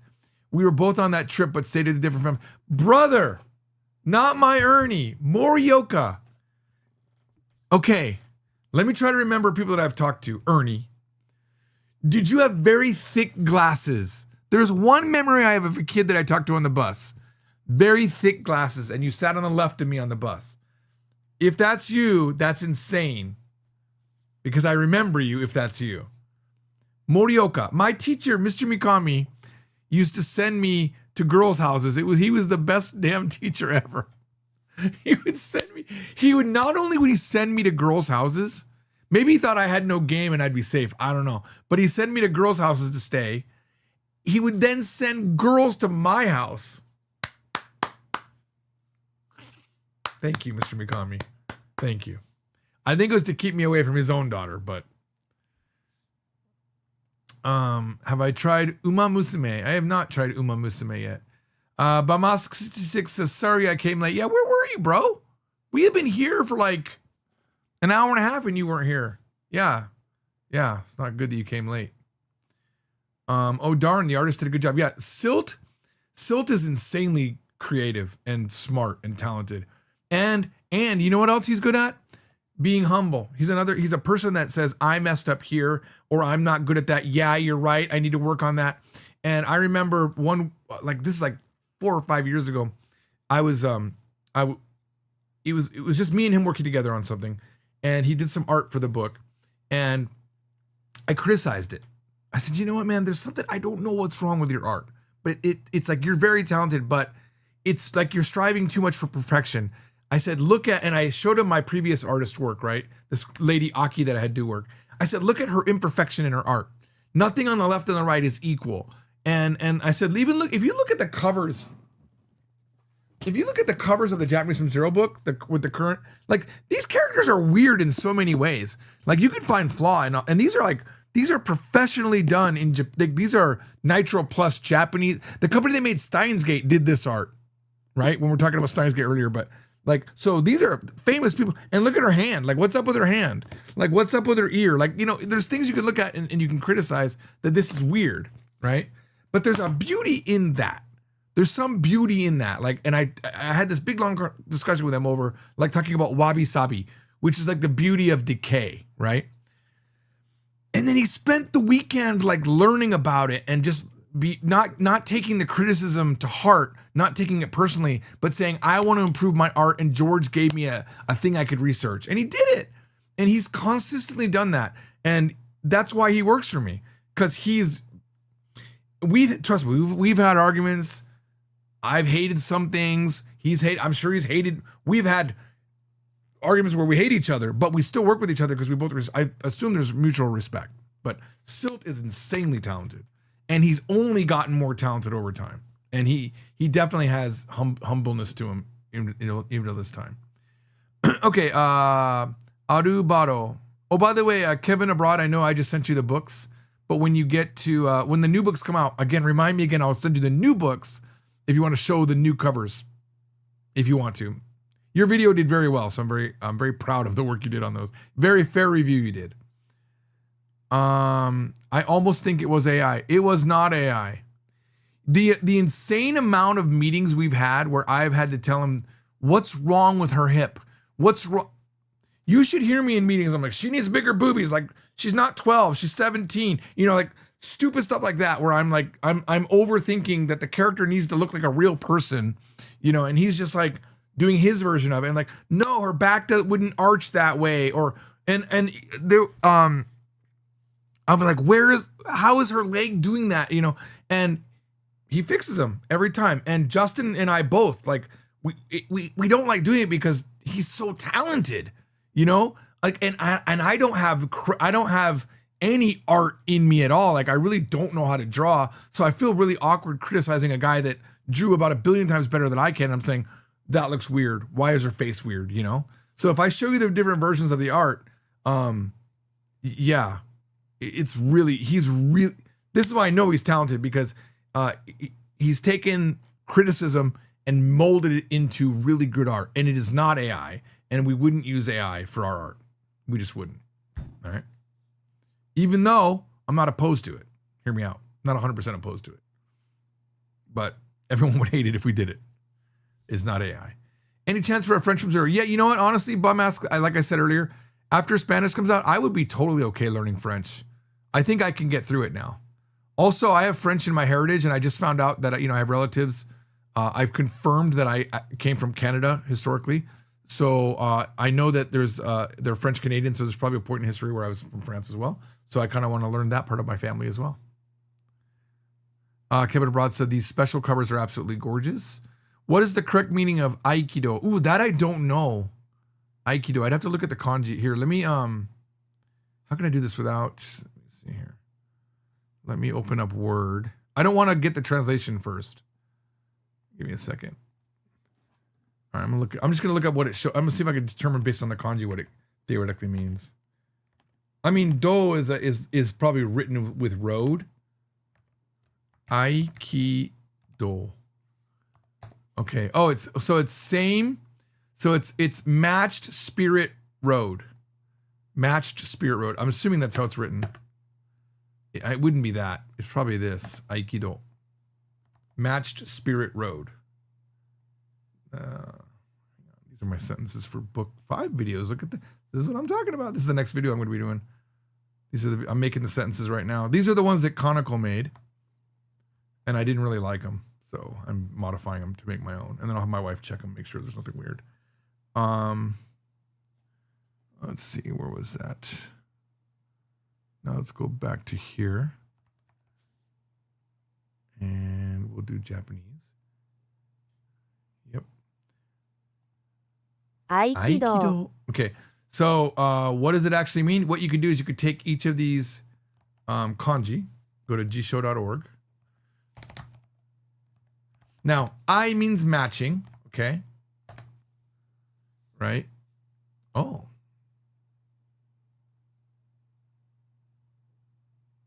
This is what I was thinking right here. Together. Let me put it as a verb. Come together, merge, unite. United, right? That's what I was thinking. But I guess it can mean a traditional unit of volume. I didn't know that. Between season wear. Okay. And then ki, which is like spirit, right? Mind, heart. So matched heart and soul. And then do, which is the way of, or it's michi, but road path, right? The way of, right? Teachings. So if we look up Aikido, oops. See if it breaks it up. Here you go. Fit, join, suit, spirit, mind, atmosphere, roadway. Aikidoka. All right. How it came together to mean that, I don't know. But like if we talk about, for example, karate. Karate is open hand. Karate, empty hand, right? It means you have no weapon. Karate. Like if we look up karate. So it's empty hand, right? Karate. Not karate, guys. Not karate. All right. Where were we? Lenguaje español es fácil. I don't know what lenguaje means. I'm going to look it up, though. Something Spanish is easy. Okay. Lenguaje. The Spanish language is easy. Huh. So is lenguaje language? Now I'm confused. Is that, I guess idioma might mean something a little bit different.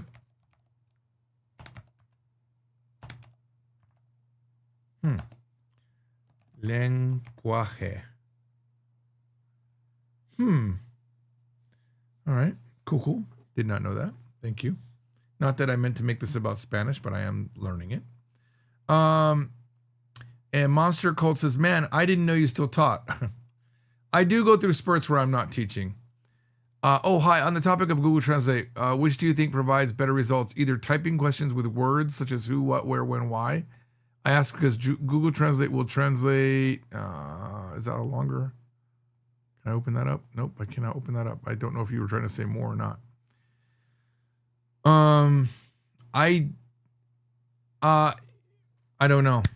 I don't know if you need the who, what, where, when. I don't know. I mean, I don't think about it that way because I'm just looking for more basic level. Because Google Translate has gotten so much better, but I'm not, if I ever put a sentence in there, it's because there's like a word I don't know, not that I don't know the structure of the sentence. So I'm not looking for that anymore. Oh, as opposed to what do you like? What do you like it? I'm not sure what you mean there. Plain West says, anyone else learning Japanese so they can watch HoloLive? Ooh, there's a lot of HoloLive characters. You should stream on Twitch other than YouTube. You will get so much more views just to help it. Yeah, you know what? You're right. I'm gonna start doing that. I need to double. I was doing Twitch for a while. I do have a channel over there. Joji-san, what are those boxes next to you? Oh, yes. Okay. So this is the game we played at the party. One of the kids I've known since he was like a baby. Okay. He brought, Bailey is his name. He's born here, but he's Japanese. And he bought this game called katakanashi. And it means without katakana. Now we're going to do a round right now. I'm going to show you how it works. Okay. This game I bought on Amazon.co.jp and I got it delivered to me here in America.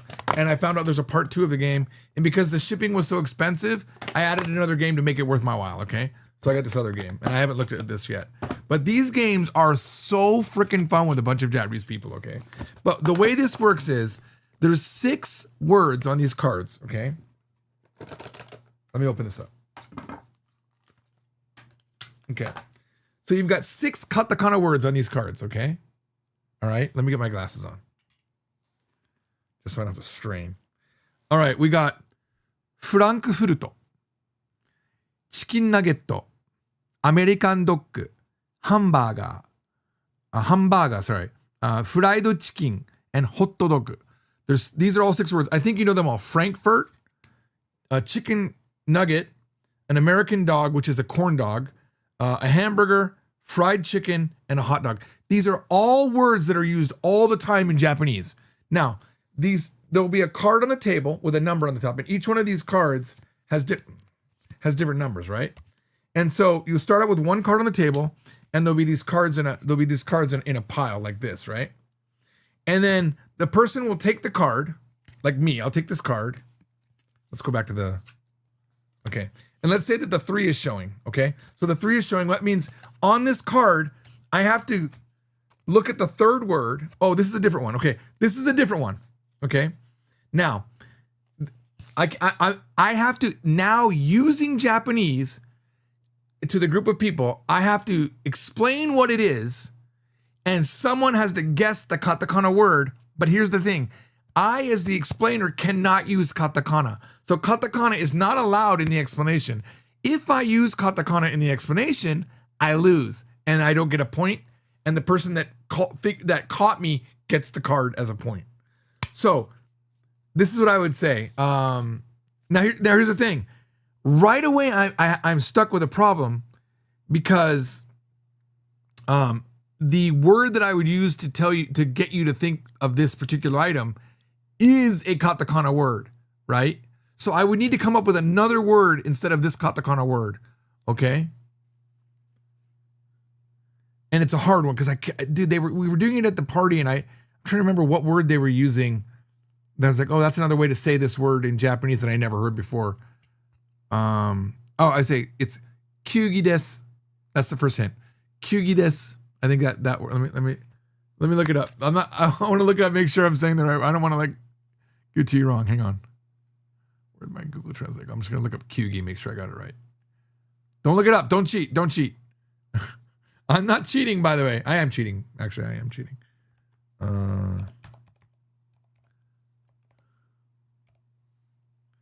Okay, good. Yeah, that was it. So Kyugi. Everyone look up Kyugi. Everyone look up Kyugi. Kyugi. Okay, here, I'll show it to you.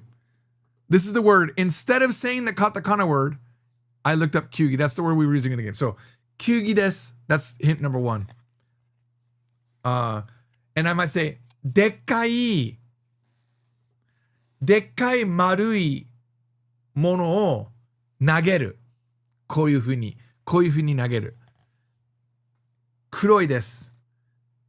そしたら、その黒い丸いものが10個の立っている白いものに当たる。Now, you should by now, any Japanese person would have got what that game is, right? So I said, it's a ball game. It's a big, large, round thing, and you throw it, and it hits 10 white things. It's bowling. So the answer is bowling, which is what Japanese people say for bowling. So that would be the card. This game is so fun, and some of the words that came up are so insane that I can't believe they would get the word. Like, I never even heard that word, but they all get it because of the, and some people could get like a word from like one hint. I'm like, how? Like, there's no way you got that word from that one hint. But this is an insanely fun game. It's called Katakanashi. I'll put it back in, then I'll hold it up for you guys to take a screenshot so you can go buy it yourself. Oh my God, hang on. Get in there. Get in there. Oh my God. Oh, I should just throw it in the middle, actually. What am I doing?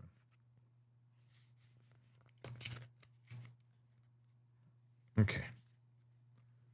But there's also a part 2, which I will be bringing to the next party.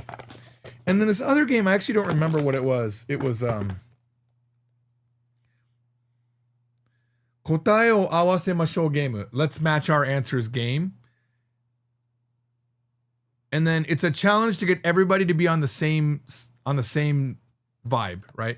The same kimochi. Try to get everyone to somehow, I don't know the rules, but it looked fun, so I'll play it at the next Christmas / summer / Valentine party, whatever party we do. All right. Okay, man, I'm never gonna get through these, am I? I'm never gonna figure out if Ernie knows who I am, if Ernie's the guy that had the thick glasses when he was a kid. Because I that seems like that would have been that guy's name. Mr. George, Julio Torres, I was asking about typing questions. In Google Translate, I could type questions in the form of a sentence with a question mark at the end. I could type who, what, where, why. I mean, yeah, experiment.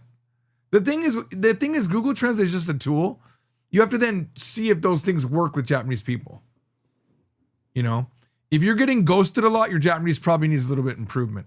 Although you'll get ghosted even if you're good, if you're not interesting. There's like a balance. If you're meeting Japanese people on like Hello Talk, you know, you actually have to be interesting, have relatively good Japanese, and care enough about them to teach them some English and not be overbearing. Like, there's a lot going on to be good in Hello Talk. Google gives different. Google gives different translations if you change even a small thing. Like, it used to be like if you added a period or no period. So I would make it as correct as you can.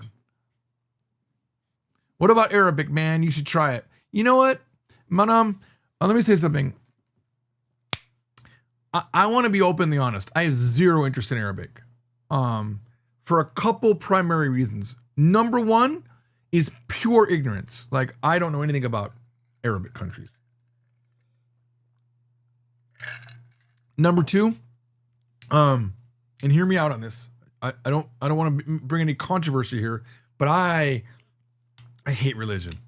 I hate Christianity. I hate Islam religion. I hate Buddhism is not really religion, but I think that's pretty cool. But I hate any dogma. You know what I mean? And the countries in the Middle East are way more religious than even America, which is hard to believe. And so for me, and it's I think it's taken more seriously over there because it's part of the law, right? And I would be the guy that would say something like, "Oh, there is no God," and then I'll be in jail. Like, And again, that comes from ignorance. I don't know if that's actually true, but I just have no desire. It's the one language I don't care about. And hear me out. Every language that I've ever learned, I think the girls are cute in that language. I've never seen an Arabic girl. They're always covered up. Oh no. Is there even such thing as a quote unquote Arabic girl? Is it Egyptian? Do Egyptian girls look different from Iranian girls from Afghanistan? I don't know. I'm so not interested in that part of the world. Another thing I'm not interested in is Indian. Like I don't care to learn Indian either. Even though weirdly enough, that was going to be the first book I ever read. Hindi from Zero was the first book I was working on after Japanese, but it fell apart because the person I was working with didn't mesh with me. So yeah, I'm not interested in Arabic. I do like that the writing system is unique, you know. But religion, not my thing, and I feel like there's just too much religion in that part of the world, and I would get arrested. How about that? Not my Ernie says, Ernestine, oh, you're a girl. You're a girl. That changes everything. Because I don't remember any girls. You were flirting with one, calling her neck band-aid fashion. Ernestine. Oh, man. Hang on. What year? Hey, I'm going to write back. I'm going to get my yearbook. What year? What year was this? You said 85, 87? What's the latest year? I have like 3 of the yearbooks. Let me know. Oh, my God. You said that like 20 minutes ago. I need to skip ahead. I'm going to wait for you. I'm going to wait for you to say something, Ernie. Ernestine. I'm going to look for you specifically if you say something, okay? Because I want to find you in the yearbook and see if I remember you. There is a girl I remember. Oh, man. I have a picture of the Discover Japan Club, which is what we were in. Maybe you're in that picture. Let me try to remember where that picture would be.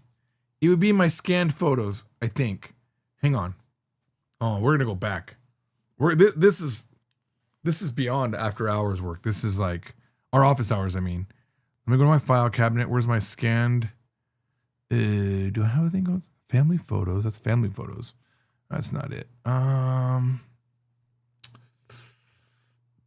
Scanned books. Let me look up JPEG, I guess.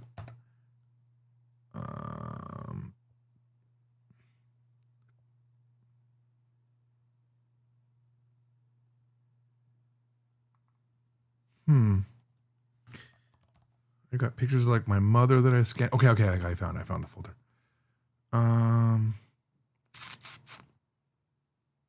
Open file location. Okay, here we go. Personal. Okay, it is scanned picture. Okay, let me see if I can find. Oh no, these are all tour guide photos. These are photos of me as a tour guide in the 90s. It was me with my shirt off. I'm not showing you these guys. These are just like me when I'm hugging a bunch of Japanese girls that were on tour. Yep. Yeah, it's typical me. I'm not seeing it. 1970s, my mother photos. Me as a kid. No. Not in here.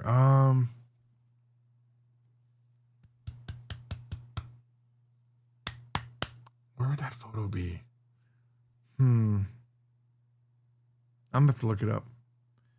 Not my Ernie says mystery. I want to say 86 or 87. What grade did when did you graduate? When did you graduate? Okay, I'll be right back. I'll be right back.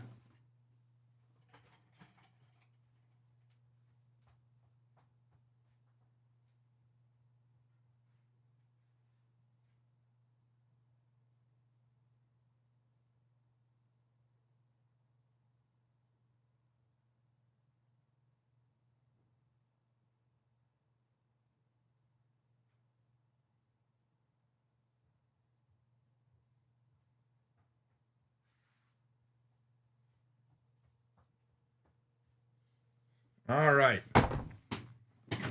We got some yearbooks right here. 1989. Okay. And 1990. 1990. All right. Okay. Let's see here. What's your oh my God, what's your last name? How are you going to tell me this? I need to look you up under. Can I look up via first name? I don't think I can. What's your last name? Look up in the 90. You got to give me your last name though. I hate doing this to you on a live stream, but like, who's gonna care? Here's all that. I actually had all the Japanese people when I went to Japanese high school sign my yearbook too. So there's a lot of like Japanese people providing their phone number and their address. I was thinking one of these days I should call these numbers and see if I could actually reach anybody. My name is Noriko Takihata.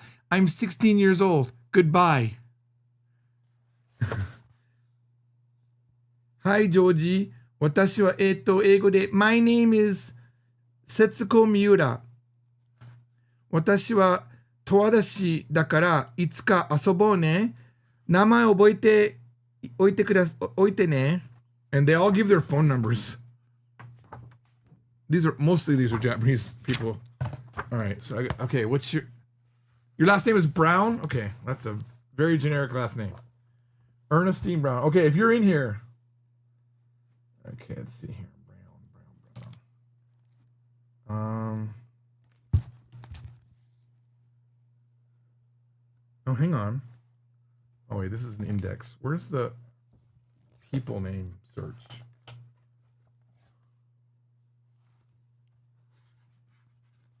Oh no, I got a feeling the last one was better. The last book, okay, I'm gonna have to look. It's gonna be like very hard to find you. It's random numbering here. Oh no, okay, never mind. Brown. It was weird because they're showing the first name first, but it looked like it wasn't in alphabetical order. Brown. We've got April, Justin, and Robert. No Ernestine. So, dang.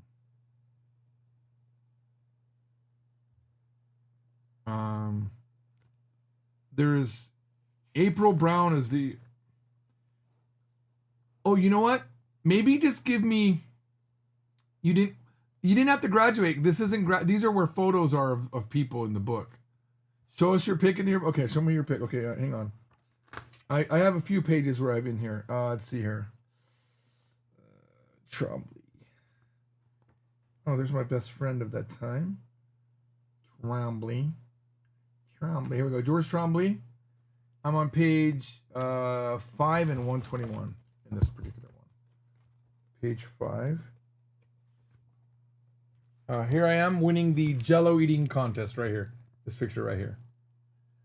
I won, and then someone sprayed the they sprayed the whipped cream all over my head. But I won. And it says the after effects of an extremely large skin blemish. I owe my friend Steve from putting that in there. Oh, Steve, by the way, is right below. He's right. Hang on. He's right here. This guy right here with the spiked hair. That's Steve. I went to his wedding twice. I've been to 2 of his guys' weddings. I love Steve. Steve was my nemesis. Steve, this guy right here. Okay, this guy right here. He's why I even learned kanji. He explained kanji to me in the first guy to ever explain kanji to me was this guy. We were in the same Japanese class. All right, what was the other page? I already lost it. It's here somewhere. Let's see. Oh, okay, here we go. Tremblay. George. Oh, here's my sister, by the way. My adopted sister, Lana Trombley. Right there. Lana Trombley. Oh, this is a girl. I was telling my friend Violet about it. This is a girl named Joy. Right here. Oh my God, was I in love with her. I was so in love with this girl, Joy. And we used to talk all the time on the bus. And then one day she started dating this guy, Otis. And then I remember I asked her, I was like, wait a minute, you're dating Otis? Would you have dated me if I had asked you? And she said, absolutely. I'm like, no. Crushed because, oh, did I love Joy. Okay, I'm in here somewhere. Where am I? I think this is the wrong year maybe though. Guessing she was a year younger than me. Okay, here we go. Through here. Oh, the memories. Oh, the memories. Some of these people are dead now, which is insane. Wow, that guy looks like Mr. Beast. Trombley. I don't know where I am, guys. Hang on, it's in here somewhere. It's alphabetical order, but I'm not coming up. Oh, there I am. Right there. All right. There. George Trombley. Good old George Trombley. Yes, Steve K. Yep, Steve K. That's right. Ernestine. That's your real name. Well, what year were you? 86 to 89? What year did you graduate? And that'll be what class you were here in the yearbook, and I can find you then. Okay. Let's look from here. This one, I actually got way after the fact. I never got any other yearbook, so there's no signatures in this one. Although, hang on. I wrote a note to myself in here in 1991 that I want to read to you. I wrote, you should do this, by the way. Write a message to yourself in the future. Here's what I wrote. It's in here somewhere. Let's see here. Okay, right up here. I wrote this note to myself right up here. It says this. Ready? This is, how old was I? Like 17 or 18 here. Dear George, I feel like I've known you all my life. You are special. Don't listen to what other people might say because you'll turn out fine. Love myself, George.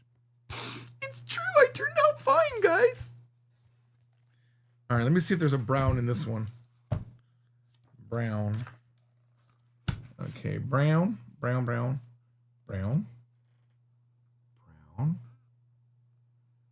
It's still just April, Justin, and Kimberly. Robert, yeah. You're Ernestine though, right? So I don't see you. You're not in this book at all, if that's your name. I mean, you definitely know people, so I know you're not lying to me. Let's find myself in here. Trombley.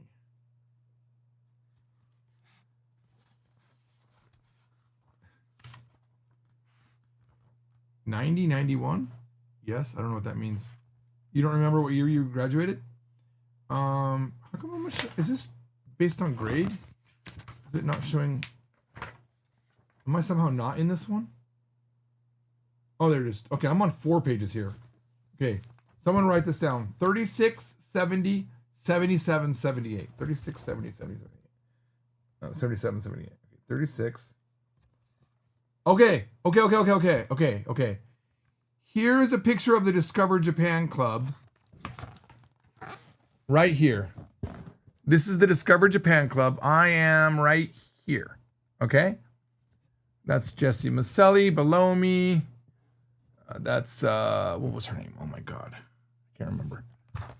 Anyway, that's my teacher, Mr. Mikami, right there. That's Brenda Herron, my arch nemesis. Half Japanese girl that I thought was unfair that she was in the same class as me because she was half Japanese. This is Carlotta. Let's see, I don't see anyone named. Okay, anyway, that's okay. Next page was, I think, 70.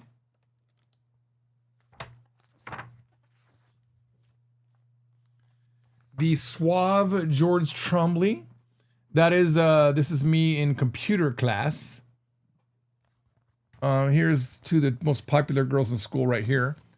One of who I met randomly in Las Vegas, Divine, right here. I told the story to my friend, and she's actually watching the stream right now, but that's the girl I was talking about. Her name was this beautiful girl, okay? This insanely beautiful girl.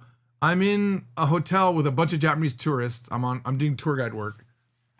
And this cocktail waitress with like her boobs out and everything randomly says, "Oh my God, George Trombley," and she like hugs me. She smells great, looks great, and she's Asian. So I'm like, this is great. Who are you? I look at her name tag and it says Dee Dee, but I didn't know anyone named Dee Dee. But that's what she goes by. Her name was Divine. But I always thought she was super beautiful, just way above me. Oh, here's my first and only ever white girlfriend, Brandy Senowitz at the time. I dated her for like a week. It just didn't work out. I don't do white girls. All right, 77, I think was the other page. 77. Oh, here we go. George Trombley tries to start a new fad, but fails. You know what? I tried. It just didn't work. Right there. I tried to start a new fad, and it failed. All right. Let's see. I think I should also be, what was it? 78? 78.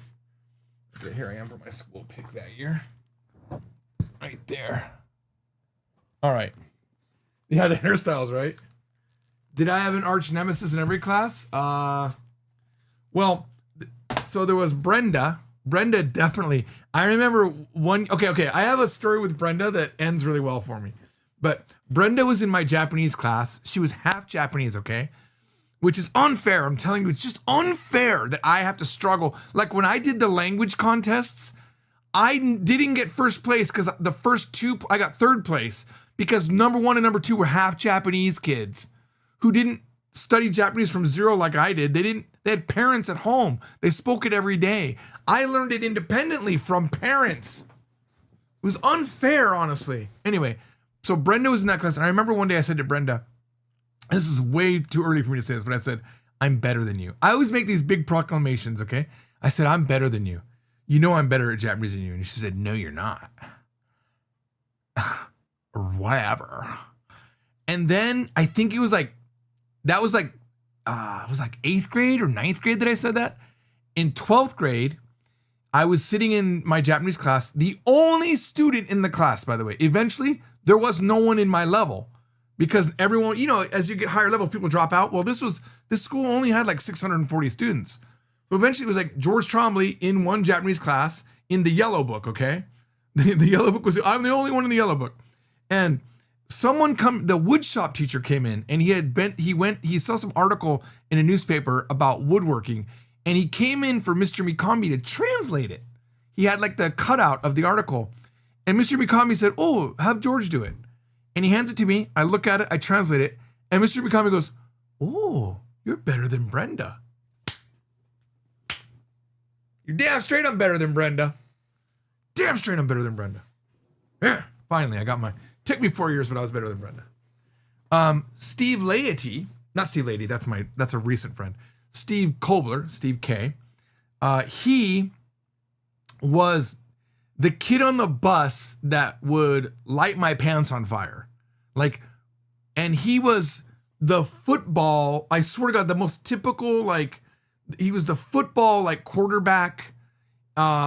He knew, was it judo or karate or jiu-jitsu or one of those? So I'd be walking down the hallway and he would all of a sudden have his foot straight in the air right in front of my face. He was like, whoosh, right? And I couldn't do anything about it because he was like, everything about Steve was so freaking cool, you know?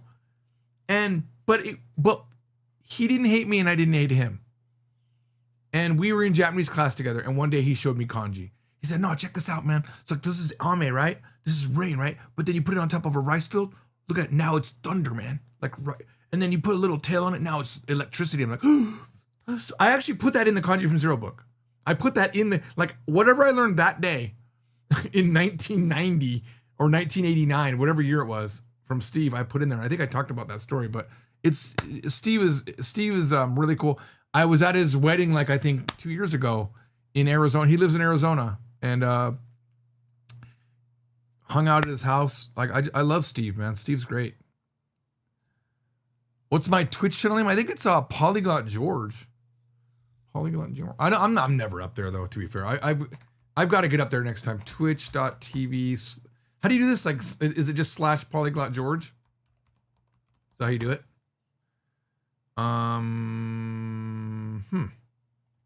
Nope, not there. Polyglot George. Let's see if I can find it. No results. Well, let me log in. Let me go to my channel. It is, I guess it's just George Trombley. It's just George Trombley, guys. Let me look at my December recap. I have 702 followers? When did that happen? Okay, well, there you go. So, yeah, I'll try to remember to start streaming up there. All right, I'm gonna try to catch up and then end the stream. I'm gonna try to catch up on the comments and then we'll get through it. We don't know who Ernestine is, unfortunately, but do me a favor, Ernestine. Do me a favor, please, huge favor. Go to Discord and look up me. I'm Polyglot George, POLYGLOT George. Anybody that wants to look me up and talk to me one-on-one, you can. That's fine. And if you're interesting enough, we might become friends. And if not, we'll just shoot the breeze every couple years. That's how it'll happen. But just find me on Discord, add me, and then send me your photo. I would like to remember who you are, because I don't remember who you are. And probably by the face that you send me, I will remember. Okay. Comments. Okay. Where was I? Okay. All right.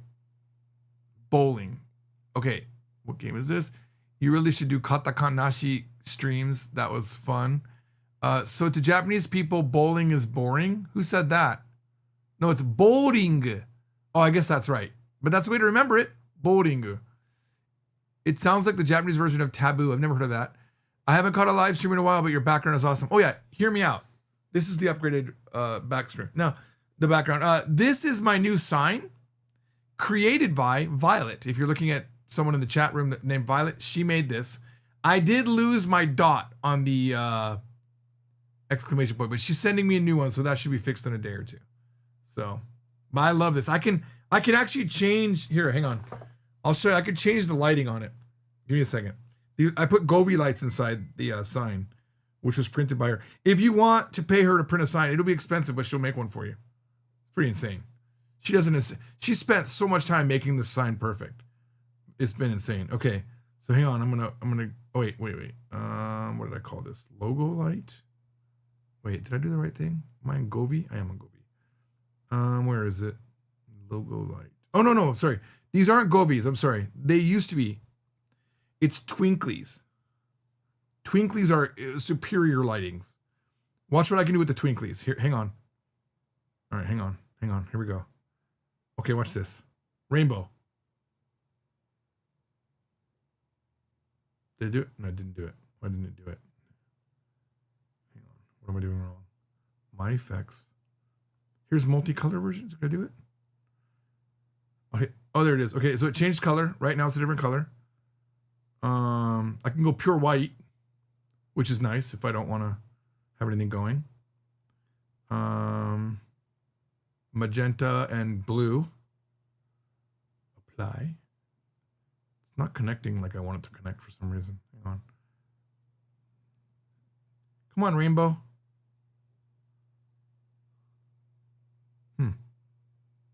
Let me get out of it and come back in and see what's happening. Oh, you know what? I might need to plug power into my phone. Kind of low on battery. Maybe it's being weird. And then I'll come out of low battery mode.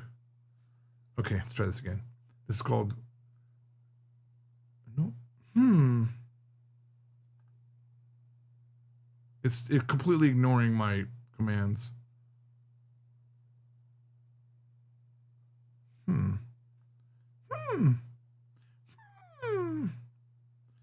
Let's see if I can get in there.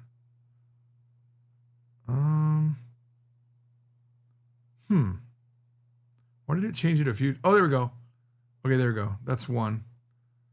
I called that Wednesday Blues. This is called Neon. Let's see if it goes. See if it takes it. It's pretty cool though, right?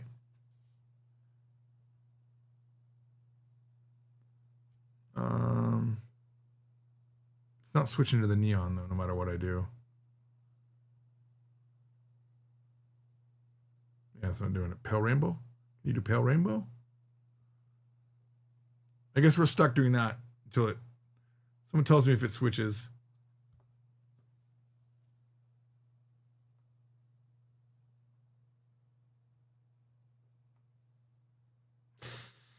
No, it's not doing anything for me.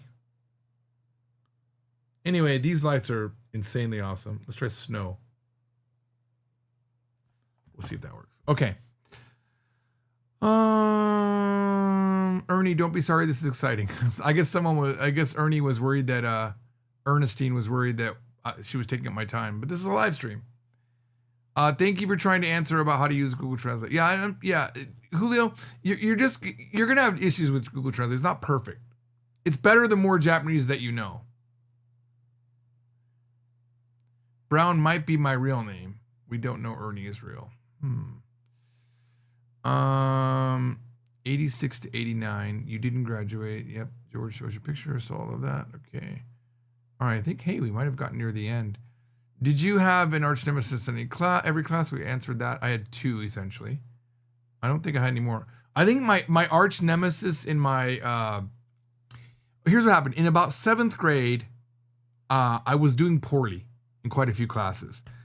And the counselor at the school and one other like faculty, I guess they got together and they had a meeting, and they determined that I wasn't dumb, right? They determined that my problem was I was probably bored. So they had the foresight to move me up in many of my classes into 8th grade. And I guess it was easier to do back then. So I went from 7th grade math and science into the 8th grade classes. And then they put me in, I was in honors English.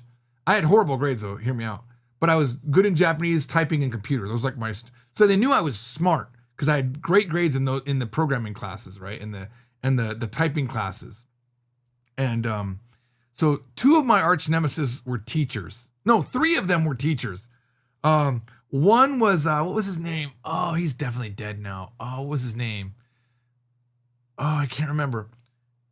But he was in the algebra. I think it was an algebra class or calculus or something like that. And I got moved up into that class. And one day he asked a question and I didn't answer it correctly. And he said in front of Mr. Harmon, I think was his name. And Mr. Harmon said, "I want you to know, guys, it's not that this kid's dumb. It's that he didn't take the prerequisite class." He hated that I was in that class. He did not want me in his class. And to be fair, I don't think I earned it. Math is not a subject I was decent at, okay? Another teacher that was kind of my nemesis was Mrs. Fulton, which was my chemistry teacher. And Mrs. Fulton didn't like me because I always asked questions outside of the curriculum. I always had I thought, a very important question. And she would say, "That's not the topic we're discussing." I'm like, "You're a teacher, teach me, you know?" So what if I ask out a question? Now that meant that one of my favorite teachers, I cannot remember his name. I feel like it was a B name, Baldwin or something like that. Anyway, that teacher I only had rarely because he was replacing another teacher for a while. And he was teaching history for a while. And I could ask him the most insanely good questions, I thought. Good, but unrelated. And he would go up like, "Hey, when they cut off an arm, or they lose an arm in the war, like, how come they still feel it?" And then he's over there explaining phantom pain syndrome and phantom limb syndrome and stuff. And like, that teacher was amazing. He taught things, okay? I love that teacher. And then the other teacher that I had a real problem with was my typing teacher. She did not like me. To be fair, I was definitely loud. You know, if you think I'm talking a lot now, remember I was also talking as a kid in class and generally trying to always make jokes. But she did something very flattering to me. I heard from another student that she was talking about me in class one day about one student that she thinks is going to be successful is George Trombley. I'm like, what? And I think, if I'm correct, in one of these things, I think I was voted most likely to succeed or something like that at one point. Let me see if I can find that. Which was flattering. And I remembered it completely wrong and my narcissism is taking over and I don't know where to see that.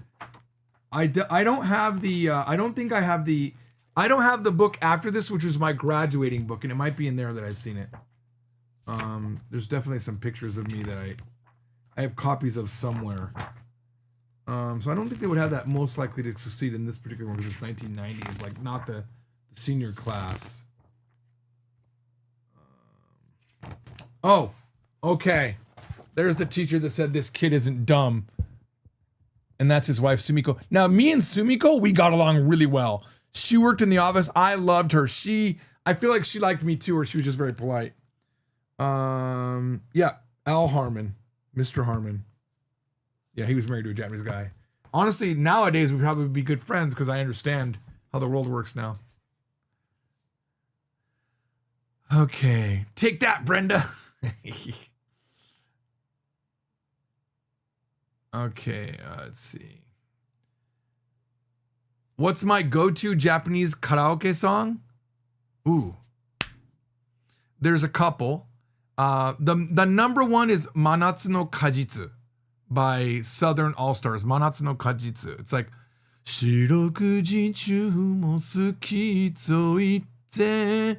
That song, I can almost always get 100 on the scoring. The other one is a song called Zoo by Echoes, which I just love the lyrics of that song. It's a very complicated song about animals in a zoo and their humanistic characteristics that they give. And there's one line in that song that I really like. It's something like "Shaberi sugita yoku wa sa amagaeru." So the one animal, he regrets speaking so much the previous night before, and that's such a attack on me. Like, oh my God, I talked way too much last night. Or I talked way too much on the live stream. Like, I always have those feelings. So, those two for sure. And then if I'm singing on the Korean machine, there's a bunch of Korean songs that I love. If you ever want to know, just ask me. One of the English songs I always sing is Friend from Aladdin. Love that song. And maybe Prince Ali from Aladdin. Hey, George, I was in chat a while ago. You may remember me as Maddie's brother. I do remember Maddie's brother. Just wanted to pop in. Maddie's insanely good at Japanese, by the way.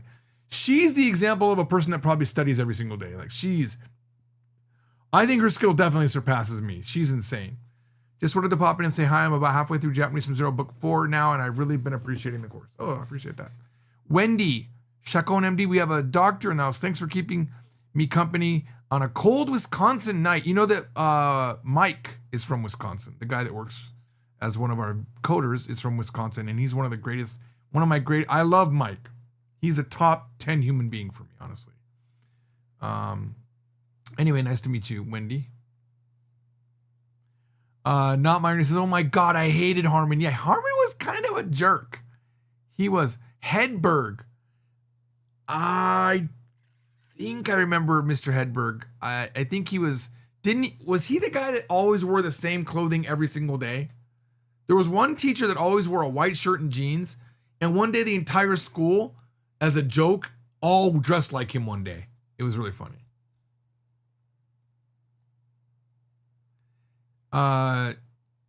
NYC Jenny says, has George changed much from high school? Nope, just as energetic and chatty. He was a riot. We must have been more friendly than I remember. I'm so sorry that I don't remember exactly who you were. I bet if I see the picture I would. But hear me out. There was a girl named, I think, Stacy, that I wiped from my memory until I met her again. But we ate lunch every day for years. She was like my BFF, and I forgot who she was. So there's that. Asking about if I had changed it or not, like, I literally had to reconstruct memories of who I was back then, and had to really think about who I was through meeting people from that era. But one person that I met with maybe 7 or 8 years ago was my first really serious Japanese girlfriend, Saori. And I met with Saori and her daughter, and we had lunch. And we were really just reminiscing about that era. I dated her when I was like 17. And she said, oh, you were always doing things, always trying things. And you would say like the craziest thing. And I would think there's no way that would work, but then it would work. And I'm like, wow, what has changed? So that was a little bit, it was two things to me. It was very contradictory in my head. One, it was exciting to know that, okay, I've always had drive, right? There was always been a drive for me to do something. And then the sad part of it was, wait a minute, does that mean I didn't learn to be this way? Does this mean I can't transfer this as a teaching to somebody else to say, just do the thing? And then they go, you know what, you're right, George. If I just do it and stop worrying, maybe it'll succeed. Because so far, hear me out, it's very rare. It's maybe happened twice in my life where I talk to somebody and about a person that I care about, and I devote a significant amount of time to helping that person out of whatever pit they're in. It never works. I think it's the equivalent of trying to get someone to not believe in God. You know what I mean? Like, you can't make someone not believe in God, right? And you can't convince someone to believe in God. It's like that level. So I have friends that I've known for 20 years, and I've even dropped some friends because I just don't see hope in them as a human being. And hear me out. I know that sounds a little bit rough, right? But I don't care enough to see a person not succeed. It hurts me. And I'm not saying that till I put myself on a high horse, because I'm not like the most successful guy, but if I look back over my history, I've done a bunch of things that I set out to do and did it. You know, how many textbooks have I written? I wrote my novel. I wanted to hire people, then I hired people. Now I have like 6 or 7 staff. I built multiple website after multiple website. I built a music business. I signed record label deals with Japanese companies. I had a Hello Store USA where I was selling Japanese merchandise. I was importing all this stuff from. I did a bunch of stuff in my life, right? I did simultaneous interpreting for IBM at Microsoft. Flown to Israel, Canada, Mexico, even Japan for a meeting. I've done all of that stuff on my crappy high school education. So when I see people giving every excuse in the world why they can't do something, and I look at them objectively and I see that they're more talented than me. You know, they are way more awesome than me, and then they're not doing anything. Initially, I like that because I'm like, I think, yeah, you know what you should do this, and I get excited for them. But then it grinds on me when we have the same discussion over and over again, and they're not actively making progress. So I have abandoned some people that I don't think are making decisions in the way that I want them to make it. I know it's very like narcissistic for me to say that, but you know what? The reality is I can be a little bit selfish with my own life, right?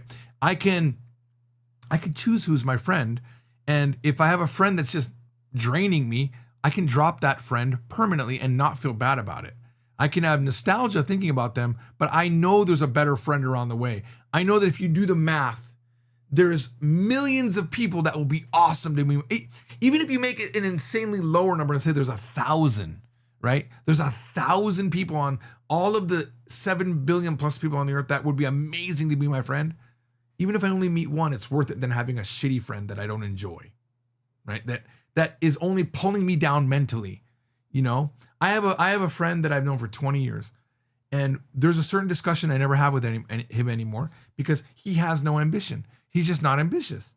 We're still friends. We have movie nights. I think we meet each other maybe 3 times a year. But he's the antithesis of who I am, and I considered dropping him as a friend at one point, but the history was so long, and I do like him. I didn't, but I could have, and I would have been okay with it. You know what I mean? But there's a part of our relationship that's dead because I know that he's a human being that doesn't have any ambition at all, none, and I can't fathom it. My mother's another one. If she wasn't my mother, I only recently hooked up with my mother after 42 years. I hadn't seen my mother for 42 years, and I met her, and she's a Luddite. Do you know what a Luddite is? They're people that Alexa, define Luddite. Luddite usually refers to a member of any of various bands of workers in England, 1811-16 organized to destroy manufacturing machinery under the belief that its use diminished. Someone who is opposed or resistant to new technologies or technological change. My mother is resistant to any new technologies and technological change. I brought her, she doesn't have a phone. Right? She doesn't have a smartphone, and she writes letters in hand to me. So I get letters handwritten, which is nice. But then I got to write back, and it's a pain. Or I can talk to her on an analog phone. That's all I can do. Okay. I brought her an old iPhone, and I brought her one of my. Oh, never mind. She heard that. I brought her one of my Amazon devices, and I was going to set it up for her so I could talk to her. It'd be cool. I could do a call to the Echo device and talk to her. When we got to the point where she had to determine an email, I was like, oh, we have to create an email for you so you can link all these things together.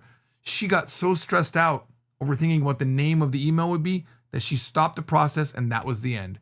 That was the end. She couldn't do it and didn't want to do it. So she's willfully ignorant, my own mother. And if she wasn't my mother, I would not interact with her. I just wouldn't, because there's too many amazing people on earth to devote my energy to someone that isn't matching my energy. Do you know what I'm saying? So I guess what I was saying, and I got sidetracked, is that I think the depressing thing to find out that I've always had drive means maybe you can't learn to have drive later in life. Maybe it's an insane, a thing that you're born with. You know, maybe it's not something you can learn. I don't know. I strongly believe there are people that have that drive. They just need a little bit of a nudge mentally. Like there's a lot of things that I think about in my life that made me successful. It's small sayings that I keep in my head, right?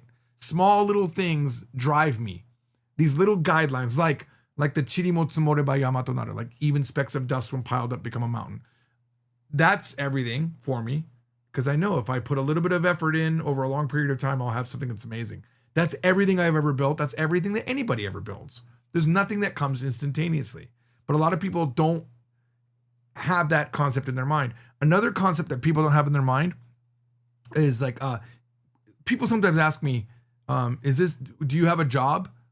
Or do you make money doing this? Yeah, I only make money doing this. Like, I make more money now, okay, doing this than I made as an interpreter, where I was making $12,000 a month when I was younger. Okay. So I'm making more money now, significantly more money now, doing this. Okay. That's with employees, right? So, but you don't get that. Where was I going with this? I'm sorry. I don't know what I was. Oh, the seed I wanted to plant into your head is, I have that because I spent hundreds of hours writing a book with no guarantee of making any money, for the sure joy or the need of needing it for the class I was doing, or I was making maybe $20 a class, with no hope of the future, with no understanding of the future. I spent massive effort writing these books, right?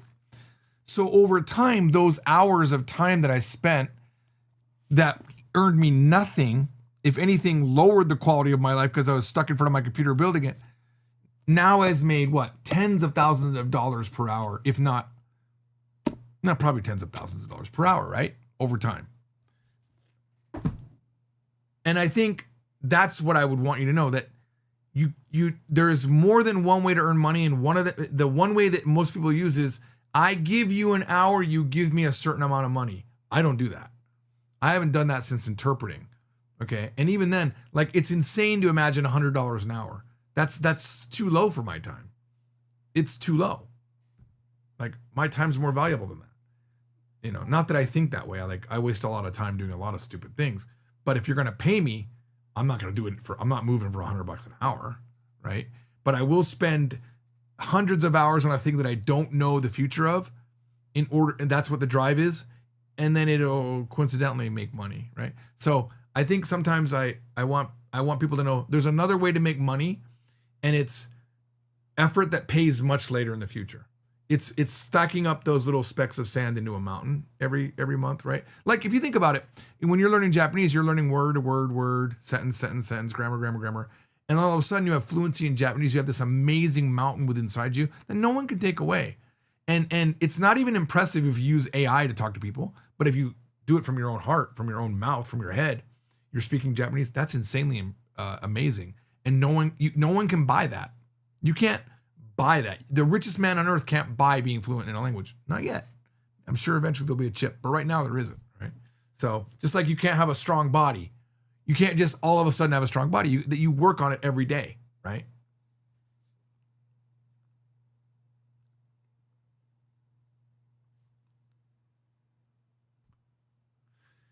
Violet says, you were most likely to succeed, but it's probably in a yearbook you don't have to look up. You had to look up online because maybe you don't have it. I remember seeing it. Okay, so you did see it, Violet. Yeah, Violet's my best friend right now. We've shared a lot, so she's definitely seen that. Good. All right. I love the Aladdin tunes. Yeah, Aladdin's my favorite Disney movie. Pavlitovsky says, Georgetown, was your dad like a missionary or something? No. My dad was a computer engineer. He was a civilian. He was originally military, but when we went to Japan, he was a civilian engineer. So that's why we got to stay longer than most people. I remember you talking about living in the Philippines. I only went there for 6 weeks. And then the Japanese school thing, and Korea, and maybe Taiwan. Korea I did on my own as an adult, 1 month, 2 months at a time. Taiwan I just visited. What's your lore? Okay, you know what? I have a lore. In song, I have some songs I put my lore in. I'll play 2 of them at the end of the stream. Okay, one's gonna be called "I Love Japanese Girls," and then the other one is because you mentioned the Philippines, is called "I'm in Love with a Filipina." I'll play those 2 songs for you. Hey George, is O ever actually pronounced whoa? No, it's not. That's just how they type it. It's not wo. Release date for Spanish. Within it just depends on how long the checks come. You know, not the money, but the we have to have Spanish teachers check it a little bit. We don't want to push it out with a bunch of errors. By the summer, it should be out. Knock on wood. Why is there always a teacher like that? They have the same outfit every day. I think it's just less mental load in the morning. He wore golf pants all the time, but was a great math teacher. That was the teacher, yes. But I never had him as a teacher.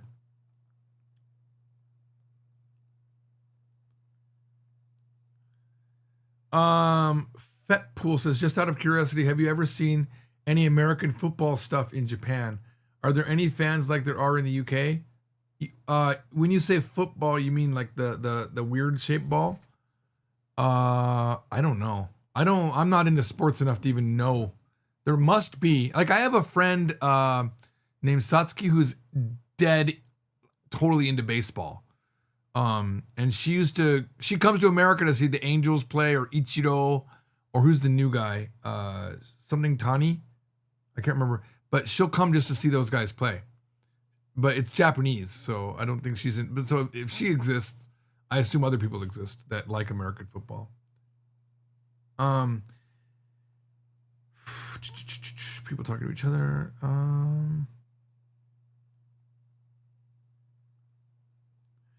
MC Benjamin, sorry, he says, I spent hours doing a podcast and no one listening or making money. And now I'm a professional trivia host, radio host, producer, and YouTube narrator. Just do the thing you love and it will come and become great at it. Yes. Yes. And throw darts. Throw darts. Try. You never know what's going to stick. Okay. You know, I gave this analogy to my friend Violet this morning. I'm going to try. I think it was this morning or yesterday. And I want to try to remember because I thought it was a great analogy. So often I'll talk about throwing darts. Like if you can't hit a bullseye if you're not throwing the darts, right? But what you need to remember is, imagine there's a game where if you hit the bullseye, you win $1 million. Okay, and imagine the bullseye is very narrow. It's even narrower than you would think. So it's really hard to hit the bullseye. Okay, now you can plan forever how to hit that bullseye, right? You can read books on how to hit the bullseye, but you have 1,000 darts. Why don't you just start throwing the darts? Because the thing is, you're not the only one trying to hit the bullseye. There's 1,000 other people with 1,000 darts all throwing at the same target. And whoever hits first on that particular moment wins. And if you're spending time debating and not doing, you'll never have a chance to hit the bullseye. You know? And so there's a lot of people that are defeatist, or they defeat their own plan before they even get started. I want to do videos on Shrek every day, but there's already 17 amazing Shrek channels or Minecraft channels or whatever you want to do, right? But what they don't realize is that no matter what you start, someone's already done it probably. Like when I released Japanese from Zero as the newbie book, there was already other great books that were bestsellers. How can you become a bestseller? You don't start out as the bestseller. You creep up through the ranks sometimes, and then you become a bestseller, right? When you buy a car, how many car lots are there on that road that you bought? In Vegas, there's whole areas with tons of car lots, and they've been there for 30 years. So somehow they're all making money. You don't have to be number one. Matter of fact, the chances of you being number one are insanely low. Even at a number 1,000 in something, that's great though. So throw your dart. Don't worry about what people think. Just do it. Go back and look at my old videos, right? I had braces and Invisalign. Okay, I still have like Invisalign. You might see it if you look really like I have I'm still on like the last 2 weeks of my Invisalign to refix my teeth that got shifted again after my braces. But I have the dots on there, right? They're coming up next week. I've done years of fixing my teeth, but go back and look. I started all of my videos in 2016 with the worst teeth you could have and built a whole career on it. So if you're ugly, it doesn't matter. Okay, here we go. Okay. Es porque nunca he visto alguien llamado Victor Hugo que no fuera brasileño y yo ahora Estudo español. Okay. My Spanish is only book 1. Let's see. It's because, what was nunca? Never visited some, I don't know, alguien llamado. I think that means called Victor Hugo. Maybe that means like I never heard. I don't know. I don't know enough. I'm way too far off to know what that means. I apologize. The problem with American football is you're watching it in the middle of the night or middle of the week. Yeah. I don't like sports, so I can't really.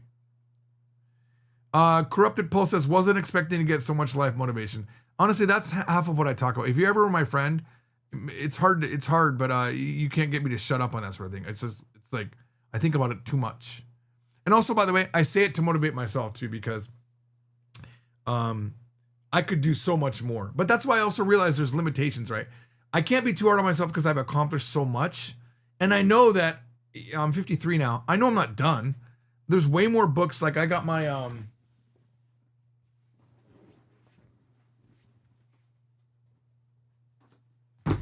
novel, right? I'm on my last draft. I know this will release eventually. Hopefully this year. Knock on wood. It was supposed to come out last year too. But I'll release it just to release it. And then I'll work on my second novel. There'll be more than one novel, right? And because I love writing. I know, even though I'm 53, I know it when I get to 58 in 5 years, it won't feel like right now it feels like I'm glacially slow in my progress. But I know when I look from 53 back to 47 or 48, 5 years, I did a lot in those 5 years. I have a new house. Japanese from Zero Revisions book 1, 2, and 3 came out. We finished Spanish. It's going to come out really soon, right? The company built a whole brand new website. We hired a bunch of people that are, maybe a little bit earlier than that, but also within that time frame. So a lot has progressed in my life, just within 5 years. And if I go back the previous 5 years, I can also say, okay, in the previous 5 years, I didn't have my second house. I've been building a real estate portfolio personally, right? That's one of the things I do. And I would love to get a fourth one, right? I always keep my eye open for, could I figure out a way financially to get a fourth house and rent that out? But right now the interest rates are too high, right? And there's a lot of things that I do that I'm not talking about, right? That I want, that I'm doing actively behind the scenes, that maybe when it happens, I'll talk about it. But they're a slow burn. But I know in the scope of 5 years, I can look back and go, what did I do? Because I know people, I have friends that I can tell you they are either in a worse position 5 years later from the last time I knew them, or literally nothing has changed with them at all. And those people aren't interesting to me as friends. They really aren't. Now, if you have you're unlucky and things don't go well and you lose your position, that's different. But if you just give up, yeah, I don't know. I don't know. Hopefully I never give up on.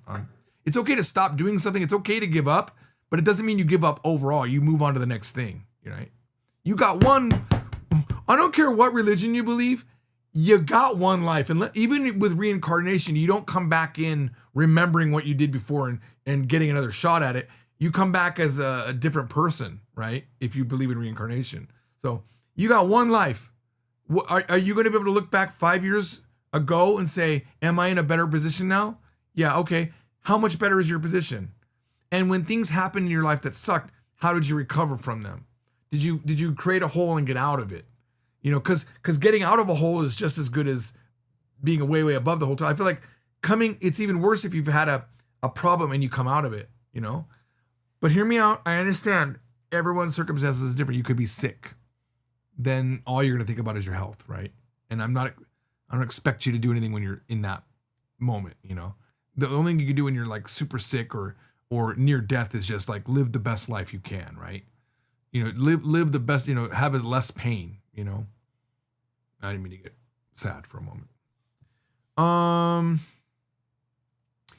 Roberto Baca says, to be honest, originally I came to these chats for the Japanese, but stay for the talk about everything. Yeah, you know what? I should probably limit these to Japanese, but I constantly move off to other topics because I'm very extroverted. And Violet, by the way, says your novel is fantastically written. She is one of the rare people that read the full novel. I made her my editor. She had some really good notes on like grammar and changing of sentences. And a lot of good changes will come from her notes, I assume. Inconsistencies and things like that. MC Benjamin says, when you become a New York Times bestseller, I don't think I will. Let me be fair. I don't need to become a New York Times bestseller. I just need to sell a few copies to be happy. Actually, I've already done what I wanted to do with this. I wanted to finish a book. This is 150,000 words, 420-ish pages. And it's got a coherent story with good characters and parts that I cried in when I wrote it and parts that I just absolutely love. I think I've developed good characters. I love this book. That's all I wanted to do. I always wanted to write a novel, and this is the first one I finally finished. And I have another one that I'm more excited about, but I can't finish it until I finish this one, until I release this one, which I'm just going to have to bite the bullet and release it, or else Burnt Rolls is going to make more memes about me not releasing it. Can I get a discount at renting George Tromby's house if you have an active subscription at From Zero? No, you cannot, of course. That's funny, though. But they're already rented, so unfortunately you can't. Corrupted Pulse says, I needed to hear a lot of this. Thank you. Part of the biggest joy I get is sometimes I'll meet people 6-7 years after a stream that I made where I randomly went into motivation mode, and they tell me how much it helped them. I don't remember the stream, right? I don't know the person, but I'm screaming into a void, and sometimes you hit the right wording at the right time, and I just happened to be the guy that was saying it in that moment. It could have been anybody. I just happened to be there in that moment for them.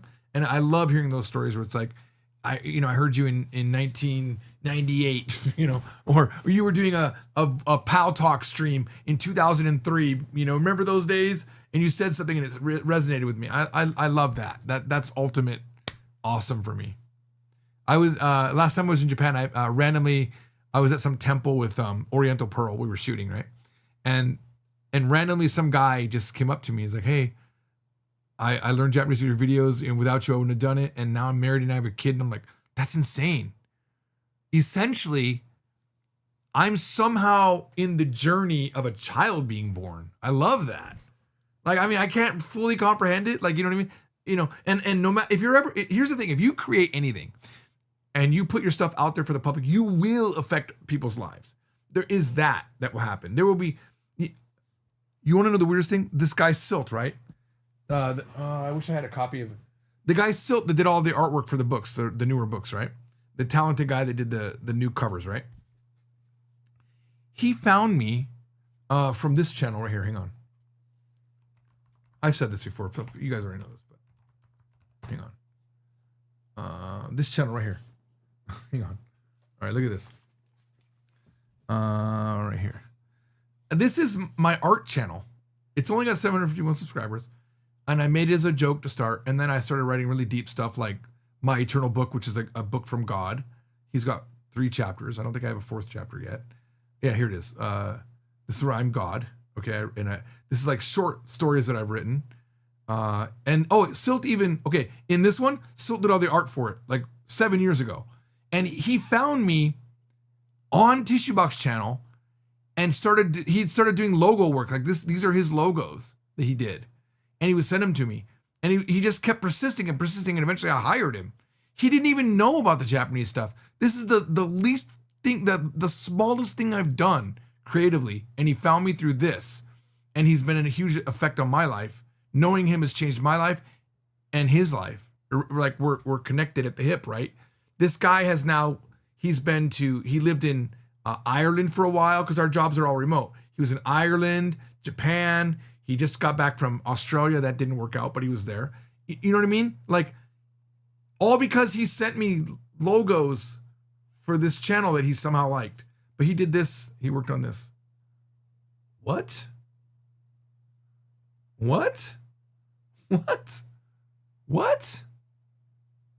And comments are turned off?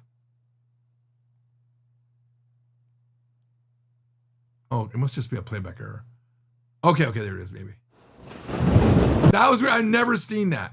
Here, we'll just watch the beginning of this. So this is like a short story that I wrote after having a bad caffeine headache.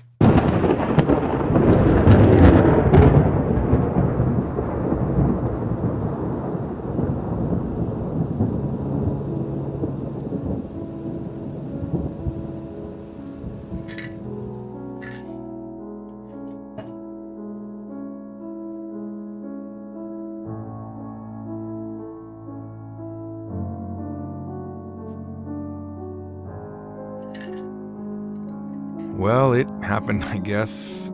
I am dead. Well, at least the pain in my head is gone and I won't have to throw up alone in the bathtub while I'm still sitting inside it, no less. I am dead, I'm certain, but I'm still existing, it seems. There was that blinding light, followed by the deafening explosion that extinguished the light and left me in this darkness, so dark that thought itself was impossible. The darkness faded away to this place. I don't seem to have a body, but I know I'm no longer in the dark void and I feel life. It's green and beautiful, and I would have loved to be here while I was alive, but I guess it's better late than never.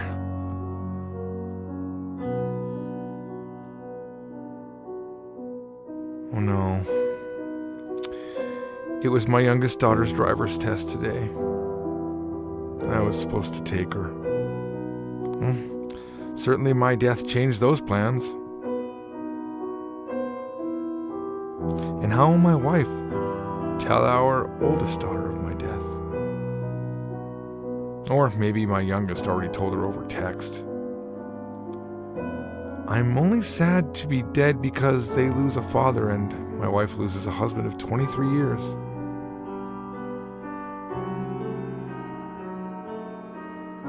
It won't be until Wednesday until my business partner Justin learns of my death. At first he'll be disappointed I missed our web development meeting and he'll shoot me off a few texts just to tell me how upset he is. I'm sure he'll keep building the company, but we were already maxed out with our workload as it was, and I don't blame him for moving on with his own projects if he has to.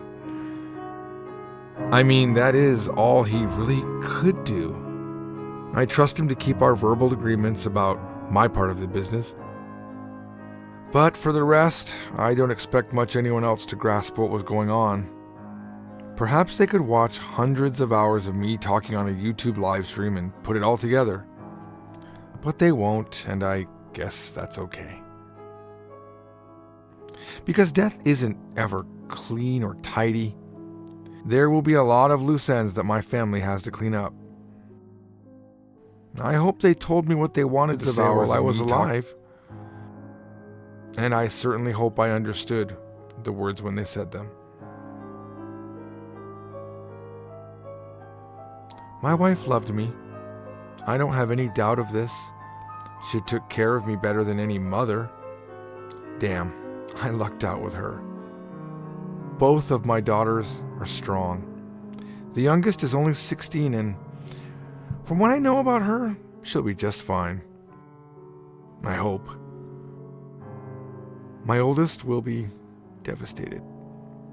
As much as we fought, my death will affect her the most.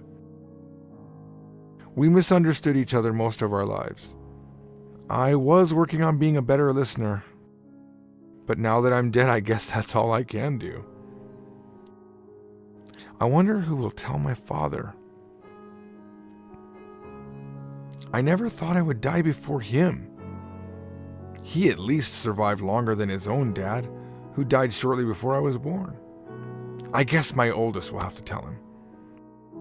Maybe she would tell his stepdaughter first. I wish my death hadn't come when my father was dealing with so many other things in his own life. But I didn't choose this time, and I didn't choose this day.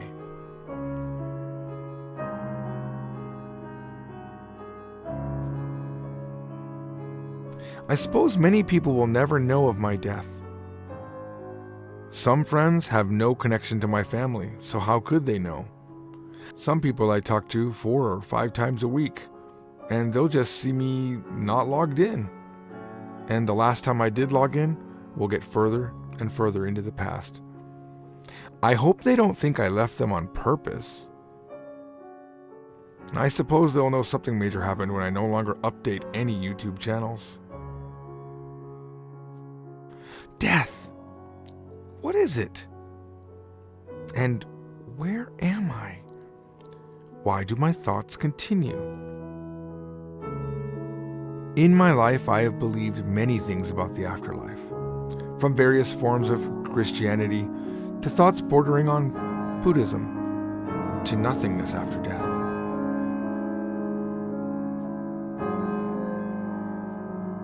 Well, at least now I know nothingness was wrong. Good, because I've always wanted to know what happened after death. The sun is so hot. My wings are burning under its gaze. Oh, wings?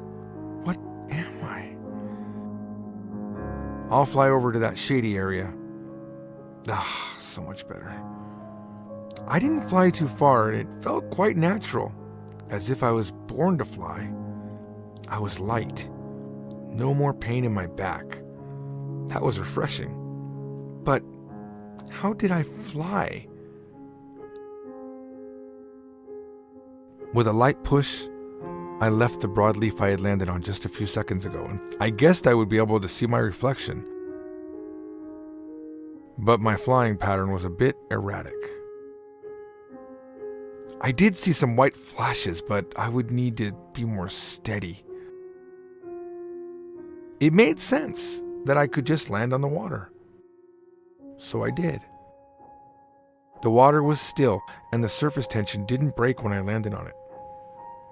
I bent my head down to see large eyes looking back. Whoa, okay. I was either a moth or a butterfly. But when was I a caterpillar or a larva? I don't remember this at all.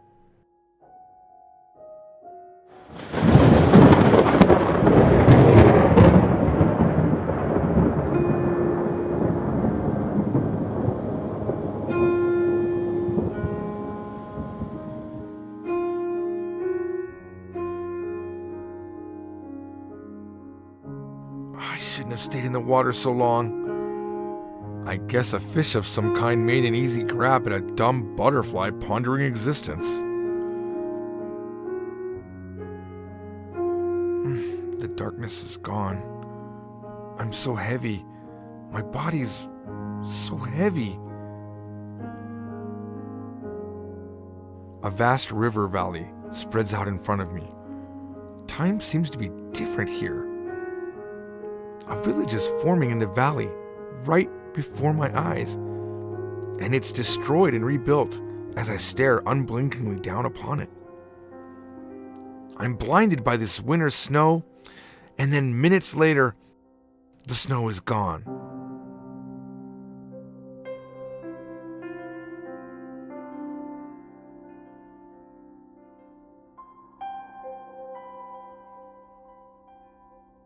The village is now a city.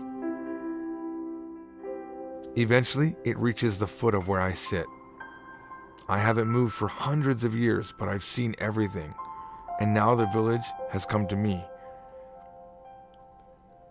A flurry of activity and loud sounds again bring that flash.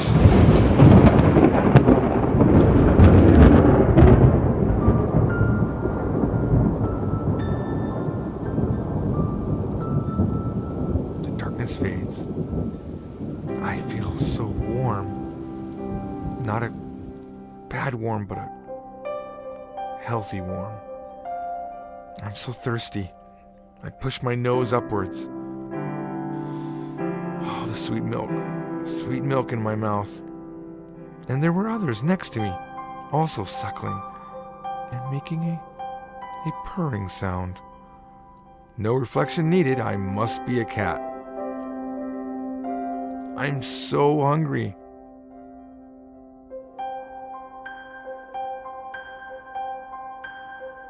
I'm curled up next to my mother. I can't yet see her, but I know she's there. I love how she licks my head, and her purring is so inviting. I can't remember how long it's been since I felt so relaxed and certain I was safe. I'm gonna sleep again.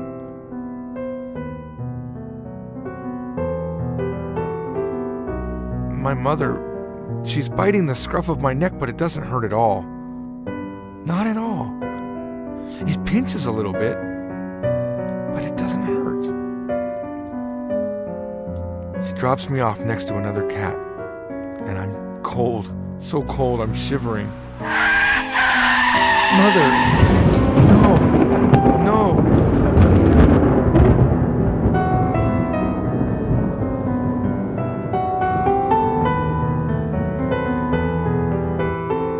I can still smell the sweet milk.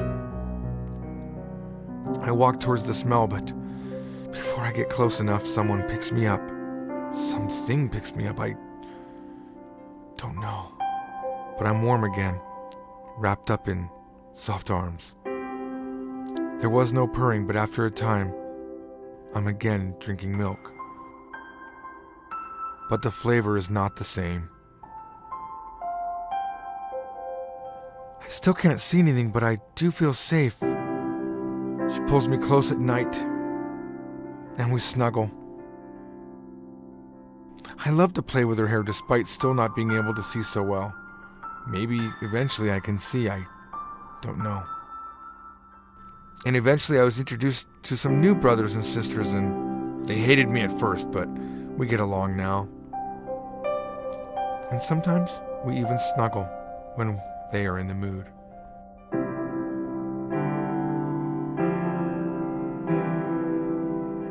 I still don't know what happens after death, because it seems I have more life to live. I would have liked to explore more being a butterfly or even a rock or whatever I was, but being a cat isn't so bad. I wish I could understand what my mother is always saying to me, but I know what she means when she's happy, and I know at least when she's mad. And every now and then, another mother visits. She's not as fast or even as tall, but she is kind and delicate. But when she holds me or clips my nails, I can tell she is kind. Her voice sounds familiar. Her smell brings back a sort of nostalgia, but from where, I can't quite recall. All I know is that she loves me as much as I love her.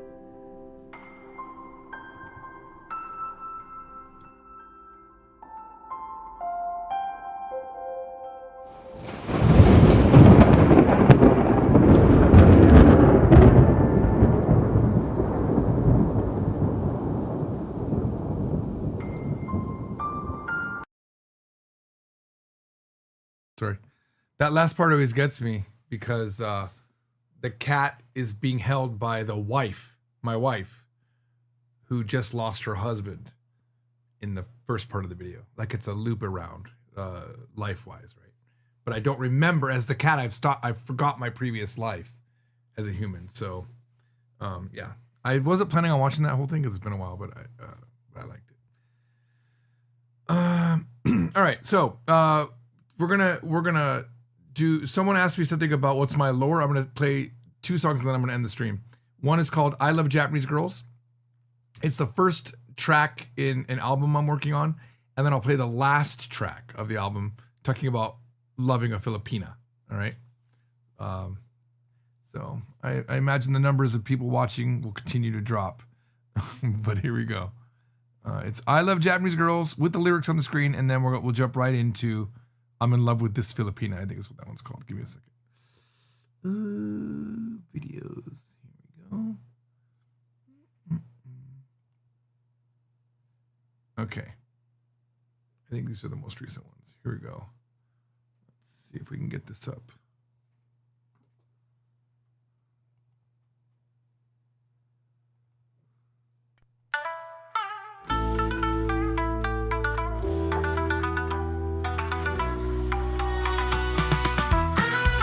I love Japanese girls. Yes, I do. Damn bet I do. I love Japanese girls. You bet I do. Hell yes I do. When I was 12 years old, my dad took me to Japan. My life changed a lot, and I became a man. On the airplane there, I met a beautiful girl.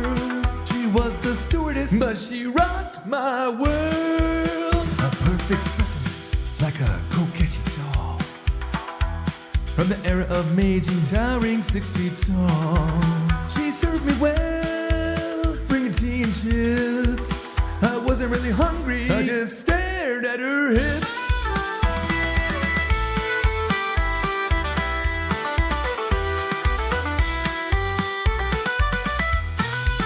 I love Japanese girls. I know I do. I do. You love Japanese girls. Of course you do. Why wouldn't you? 僕はアメリカ人と付き合ったことがない。正直付き合う気全くない。日本人と付き合ってから良さが分かったんだよ。いい匂いもするし、髪も長いし、超可愛いよ。First the stewardess, then the girl in the store. Each Japanese girl I saw made me love them more. Their meticulous motions and soft polite voices. I forgot all other girls. There were no other choices. We love Japanese girls. Yes, we do. It's so true. I love Japanese girls. You should too. Now why don't you?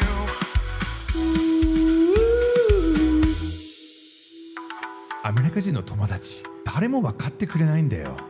なんでそんなに日本の子が好きかって聞くんだよ。変な質問するんじゃねえよ。本当に信じられない。お前は日本人と付き合ったことあるのかい？お前は日本人と付き合ったことあるのかい？ We love Japanese girls. Why don't you? Why don't you? I love Japanese girls. Yes, I do. Till my face is blue. If you try hard, you will too. What do you mean, try hard? Japanese girls are awesome. You just gotta look at one, and then you're gonna want one.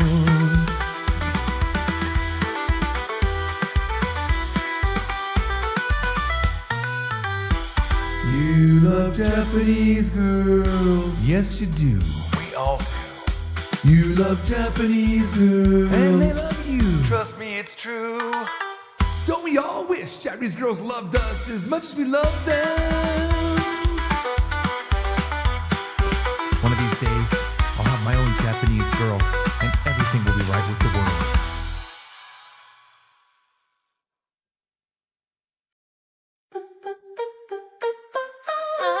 Yeah.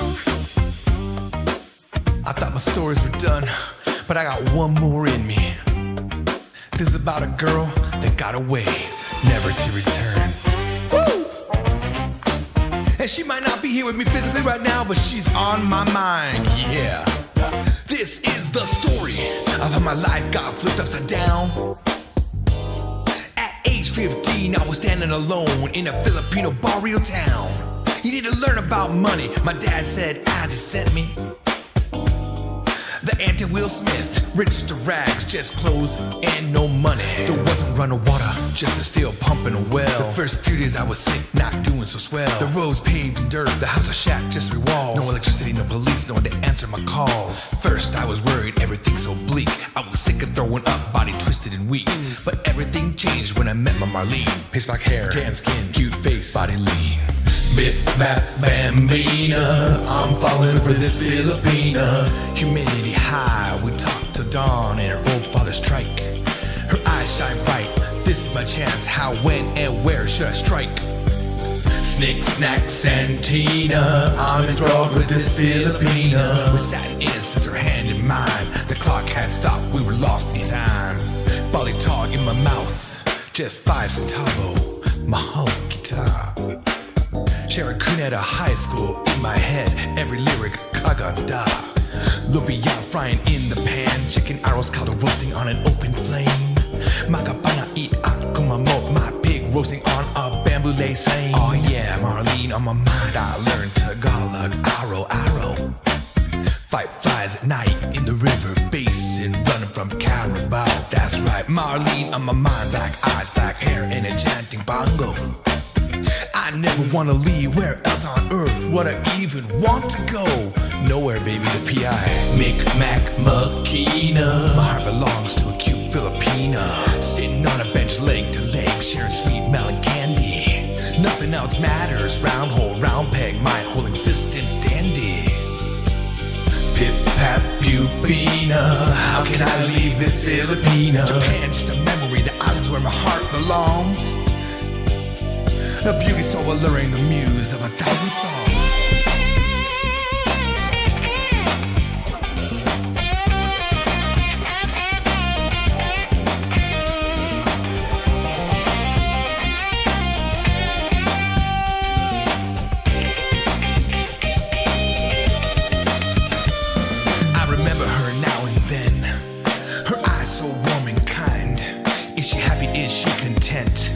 Am I ever on her mind?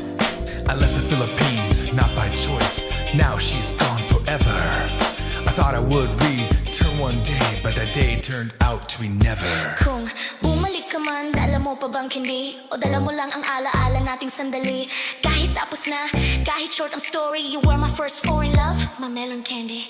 Melon candy, hati tayo sa tamis. Sa likod ng trige, parang mundo'y na-freeze. Tumigil ang oras, hawak ang kamay. Pero alam ko rin, di siya magtatagal sa aking buhay.